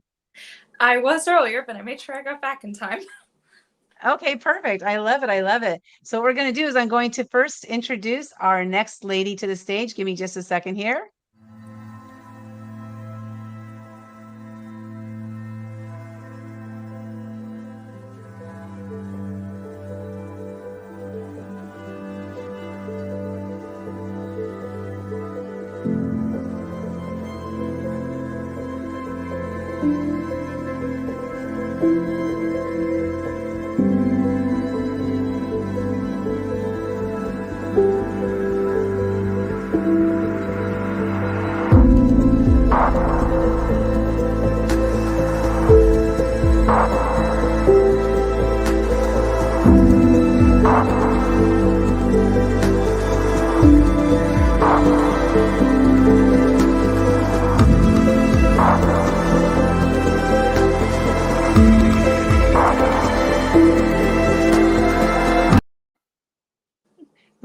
Legend, welcome. I could see your smile in the back room. I could see you in the green room standing there, and I could see you smiling at those images and stuff. So I want to know first, before we get into it, like, what was on your mind when you were watching those right now? It's a reflection of the time I spent writing the chapter, also just seeing some of the quotes that have been extrapolated and put on screen along with one of my images. Yes, I know they come from my voice and I put them down on paper and they're actually in published print now, but to almost see them next to my face as if they are coming directly from my mind, my heart, my soul, and projecting them out into society, that they're my thoughts. And as you just ended with the other ladies, if they can be one woman's possible survival guide in life, because to survive means something different to every single one of us in life. If it can help one person in the long run, that's all that matters. Awesome. I love that. Thank you for sharing that. And I want to know, what was it about this title? Because I met you, and I'm not even going to say where, because for some reason, every time I get it wrong, LinkedIn. I met you on LinkedIn. She corrects me every time, so I know. Let's see. But I met you on LinkedIn, and we hopped on a call, saw you in Clubhouse, and I mentioned this book title, Invisible No More, Invincible Forevermore. So what I want to know from you is, like, what was it about the title that made you decide to jump in and share your story? I think for the longest time, I had always felt I had something to say or a story to share. And 2021 has definitely been a journey. I mean, the past, year and a half, almost 2 now, have been a journey with COVID and everything. But I have to thank COVID that it was a slight blessing where I was able to turn in and look at myself and how I was living my life.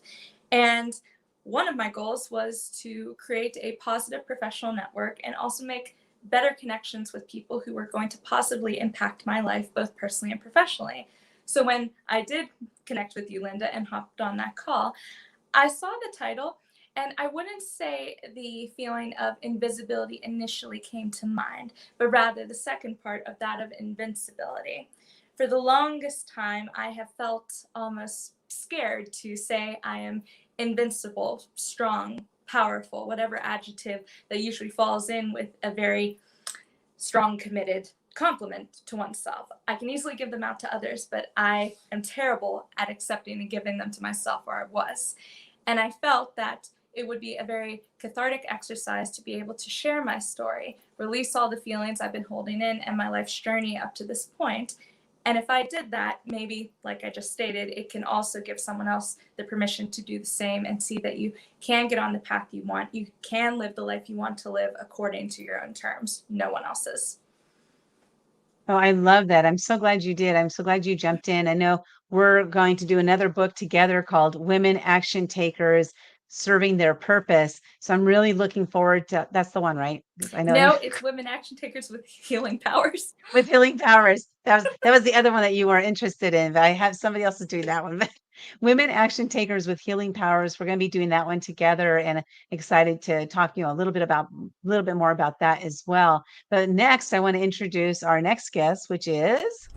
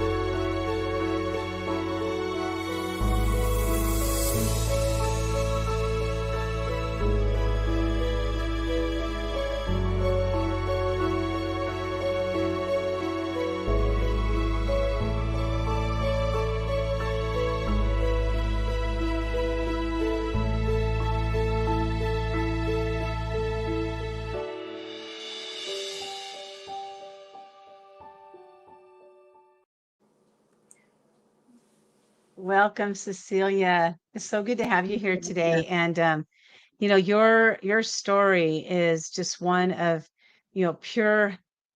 I can't imagine what you went through as a child, but where you are today is definitely stepping into that place of invincibility. And the title of your chapter is "Love Yourself So Others Can Love You." Be kind to yourself so others can be kind to you. And I'd love to know first, what was it about the title of the book that made you decide to jump into it? Invisible no more, invincible forevermore. Well, Linda, I'm so privileged to have met you on Clubhouse. I'm so happy that I happened to be on Clubhouse that day when you were speaking. So anyway, yeah, that title just grabbed me because I felt like most of my life I was invisible. And because I stayed positive and I was able to choose good people who were positive and kept me going, I became successful. And also, sometimes I still have fear in me speaking.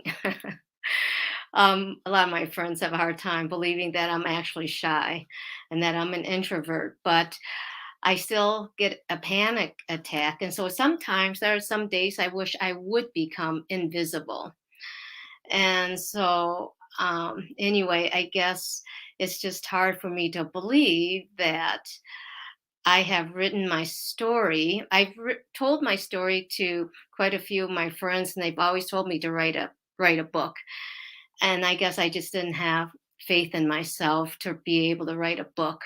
And so this opportunity that you gave me, I'm hoping it's a segue that someday I will really write my full story someday.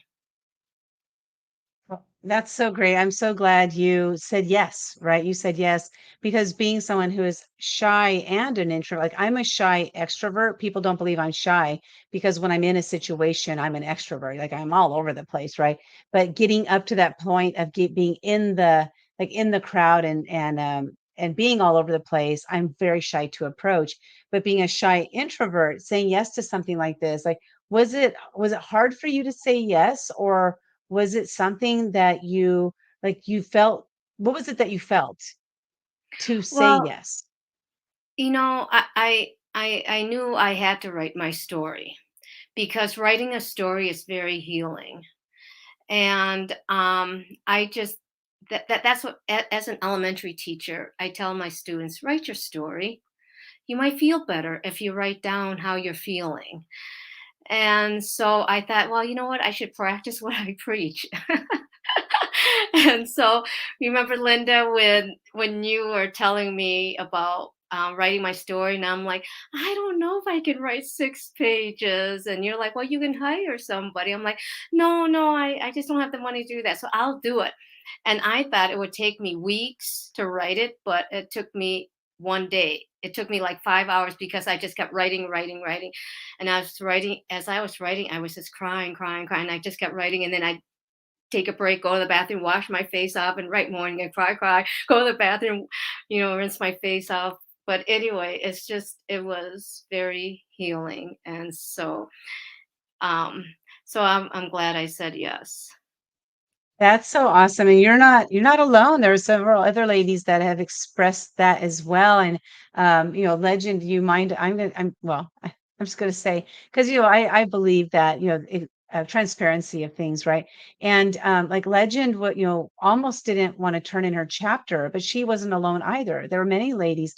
There were actually some ladies who didn't turn in their chapter, and they decided for whatever reason, but you did turn in your chapter. And Legend, I want to talk a little bit about um I'm not sure, I want you to say what the word is, but I'm not sure if it was an imposter syndrome that you were experiencing or comparison that you were experiencing, because I remember, I hope you don't mind, I hope you don't mind me bringing this up, because I think it's a very important piece here, is to talk about it, because there are many people experience something that you experienced in turning in your chapter and seeing the videos of other people, like Cecilia's video. I shared her video, and in seeing those, and there was something you went through, and I would love for you to share that, because you moved through it. I want you to talk about how you moved through that. Of course. So you're absolutely right. It was about a week and a half before all the chapters, like the final deadline was due. And I had already submitted my chapter to you, but I was feeling pushback. We were sitting in on one of our networking group calls that we do the second and fourth Saturday of every month. And I was fine because I'm Linda's MC for that, and I was going through everything, but she shared one of the other women's commercials. And I thought it was very powerful and well done. But for some reason, it also instilled in me basically the comparison theory, where I was thinking of my chapter, comparing it to hers. Not so much that mine was inferior, but that mine was negating her lessons and her theories that she was trying to put forth within her chapter was completely polar opposite of mine. And therefore, I individually felt that my chapter therefore didn't belong in the book. So here I was privately messaging Linda saying, can you stay on for like 10 minutes after our call? I really need to talk to you. And as soon as she did, she said, what's up? And I completely broke down. And I was like, I don't know if I can do this. And I was like, you already have my chapter, but I don't know if it's worthy enough to be in the book. And I remember you saying to me, Linda, which honestly helped pick me up, which was very much appreciated at the time, but that I have a story to tell. It will impact other people in the long run. And honestly, to this day, all that's important to me, if it helps one person in the long run, that's all that matters. And it's my unique individualistic story that I put on paper. I cannot compare it to anyone else's because their journey is different from mine. And even though it may revolve around the same topics, some that maybe I have a different opinion on or how I approach life within, that doesn't make them important and that they shouldn't be put forth together, because how one person overcomes obstacles or challenges is going to be different from the next person. So I'd rather go forth as allies and as sisters in being invincible to our own definitions without comparing, because honestly, comparison is the thief of joy at the end of the day.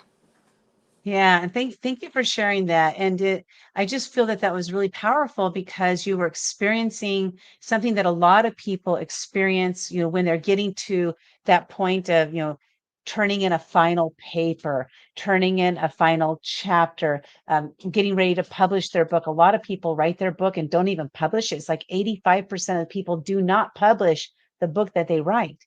So like and there's these emotions that come up, whatever it is, and it's valid. It's very valid. But the reality is that your story, there's somebody that's going to read that story. It's going to impact their life. And just in one of the previous segments, Pamela was sharing that somebody got the book Invisible No More, Invincible Forevermore. They read her chapter and reached out to her and thanked her for writing that chapter because it's going to help them to move forward. And so by her sharing her story, it's helping somebody. And so this book is doing that for people. People are reading this book and they're really, getting something out of these chapters. So thank you for that. Now, Legend, your title of your chapter is Powerful Beyond Measure. That's and correct. I want you to share, like, what does that mean to you? And, how do you move into that powerful beyond measurement? Yeah. Well, as anyone who knows me, at least up to this point, I like to live my life by a lot of quotes that I've taken from books, movies, musicals, the Bible, you name it. And the words powerful beyond measure came from a quote by Marianne Williamson. It's a little long, so I'm not going to restate it for you, but go look it up. I promise you, you will not regret it. And that whole idea and why I decided to dedicate my chapter to it and make it the title was that you cannot measure power. You cannot measure invincibility. You cannot measure esteem or worth or any of that, because honestly, they all are infinite. If you want to measure it, if you truly do, look to yourself and you put the definition and the label on it. And that honestly is what I focus on in my chapter, is how society as a whole tends to label us, how we look, how we think, how we act, what we want to do with our life in the long run, our faith, you name it. We have this constant perception of judgment that is going around within society. And honestly, like for the longest time, I thought that I just needed to conform to it. But actually, I need to stand up against it and create my own platform. So to me, at the end of the day, being able to say that you are powerful beyond measure, no one is setting that limit for you. Because all the time, and at least I'll share this one piece of it, I always thought that I needed to do one more thing, add one more thing to my list, build up my resume, get the job, do another degree. And that is very much the case for so many people. I will feel this way when I accomplish X, Y, and Z.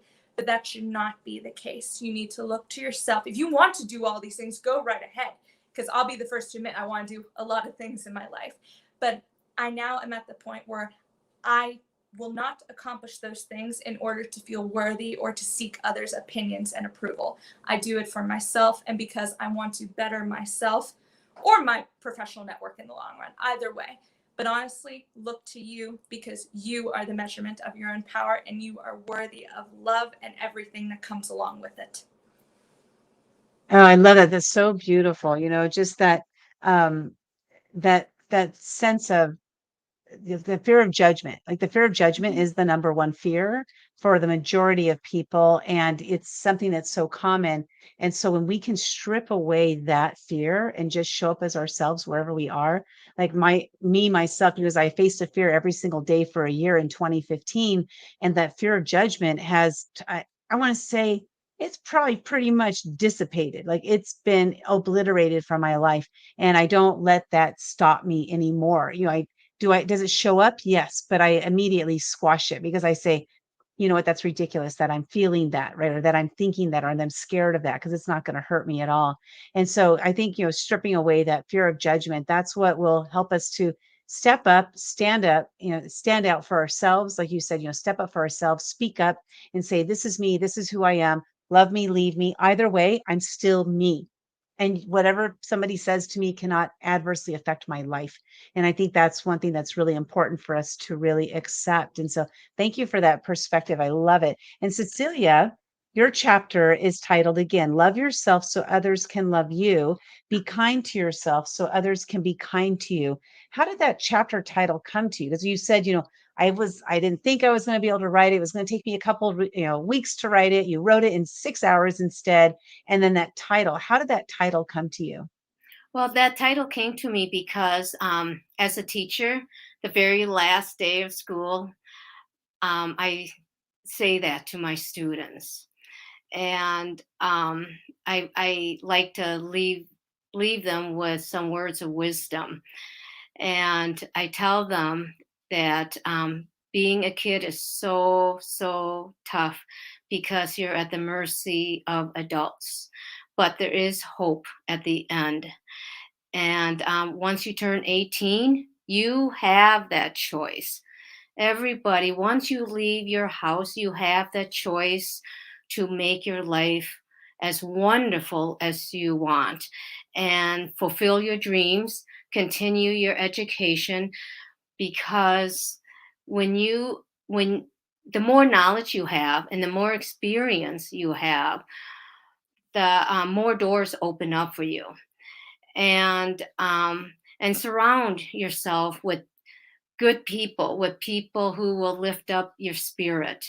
Surround yourself with positive thinkers, and just don't give up. The world is, you might think the world is just full of awful things, especially when you watch the news. I don't like to watch the news anymore. It's just so depressing for me. Sometimes I get depressed. And then I have to just shake it off and try to think of all the wonderful people around me. And that's why I'm like so happy to be part of your life, Linda, because I can just think about all the women here in this book. And I have enjoyed reading the chapters. I haven't read all the chapters yet.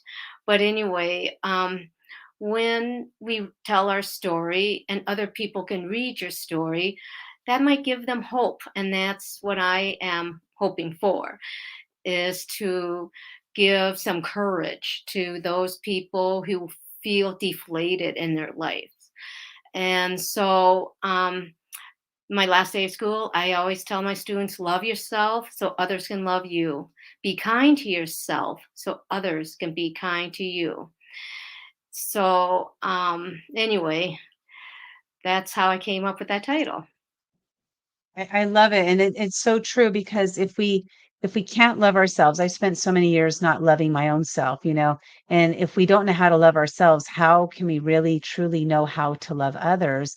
And it really starts with us. Everything starts with us. And I used to think that was a bunch of BS, way back in the day, until I got it, but it took me many, many years to get to that point, to believe in that. And now I truly, truly do, and live my life that way. And it's just changed the way I see life. Like I myself, I also don't watch the news. Every once in a while, I might tune in, but only for like 5 or 10 minutes. Whereas in the past, I would watch, in the morning, in the afternoon, in the evening, I would watch the news. And it's very depressing. But what I want to ask is, because we're almost done and this stream will end at 6 p.m. So we got 4 minutes to wrap it up. So I just want to hear from both of you. Legend, I want you to tell the audience, like, what is something that you would recommend that they do if they're feeling at this point in their life where they're not really sure of who they are and what their next step is. You're a very young woman, but you're a very wise woman. So I want to hear from you. Like, what's a step that they should take if they're not really sure what they want to do? Thank you for the compliment, Linda. I really appreciate that as well. Because half the time, whenever I'm looking to myself, I'm wondering, is my thinking straight? So it's nice to hear that validation from others within your circle. And that leads into what I'm going to give in terms of advice. Find your tribe. Create your circle, both personally and professionally. Surround yourself with positivity and those who support you in no matter what you want to do in your life, at home, at school, at work, whatever it may be. Because the people that do truly support you will be there to listen, give advice if it's warranted, help you in any way possible. And leading into that, the very definition of help, remember, is going to be very unique to every single person, whether that would be reaching out on a faith-based approach or a spiritual approach, that may be counseling, that may be honestly just having a venting outlet to your best friend, your mom, your coworker, you name it. But find what's right for you. And that may take many times. There's not going to be a quick fix overnight, within a week, a month, maybe even a year. But make sure you take that time to try and find it. And if you find something's not working for you, or say you're in it because you're telling yourself, I need help, and I still feel like I'm not getting it, try something new. There's nothing wrong with leaving it, because honestly, making that decision means you know yourself, you're looking for exactly what you need, and you will find it. I promise. It may take a few times, but don't give up. Always trust yourself and listen to your inner voice, because it never steers you wrong. Ooh, that's good. Yep. Listen, don't give up, keep going, find your tribe. So many different golden nuggets there. I truly appreciate that. And you're an absolutely brilliant woman, and your self-doubt, I totally get it. If I'm going to say, let's squish that, let's throw that away for right now, because you're absolutely amazing. So Cecilia, a question to you is, like, what is one recommendation you would have for the audience to learn how to love themselves? Well, it begins with identifying who you are and what your dreams are. And I have experienced many health issues, and I didn't realize my health issues stemmed from my past, and also stem from my eating habits. And of course, my eating habits stem from being depressed, and then being overweight, and just feeling lack of confidence in myself. And so after being diagnosed with Crohn's disease, and I had symptoms for type 2 diabetes, joint pains, high cholesterol, once I changed my habits, um, all that stuff went away. I'm not on medication.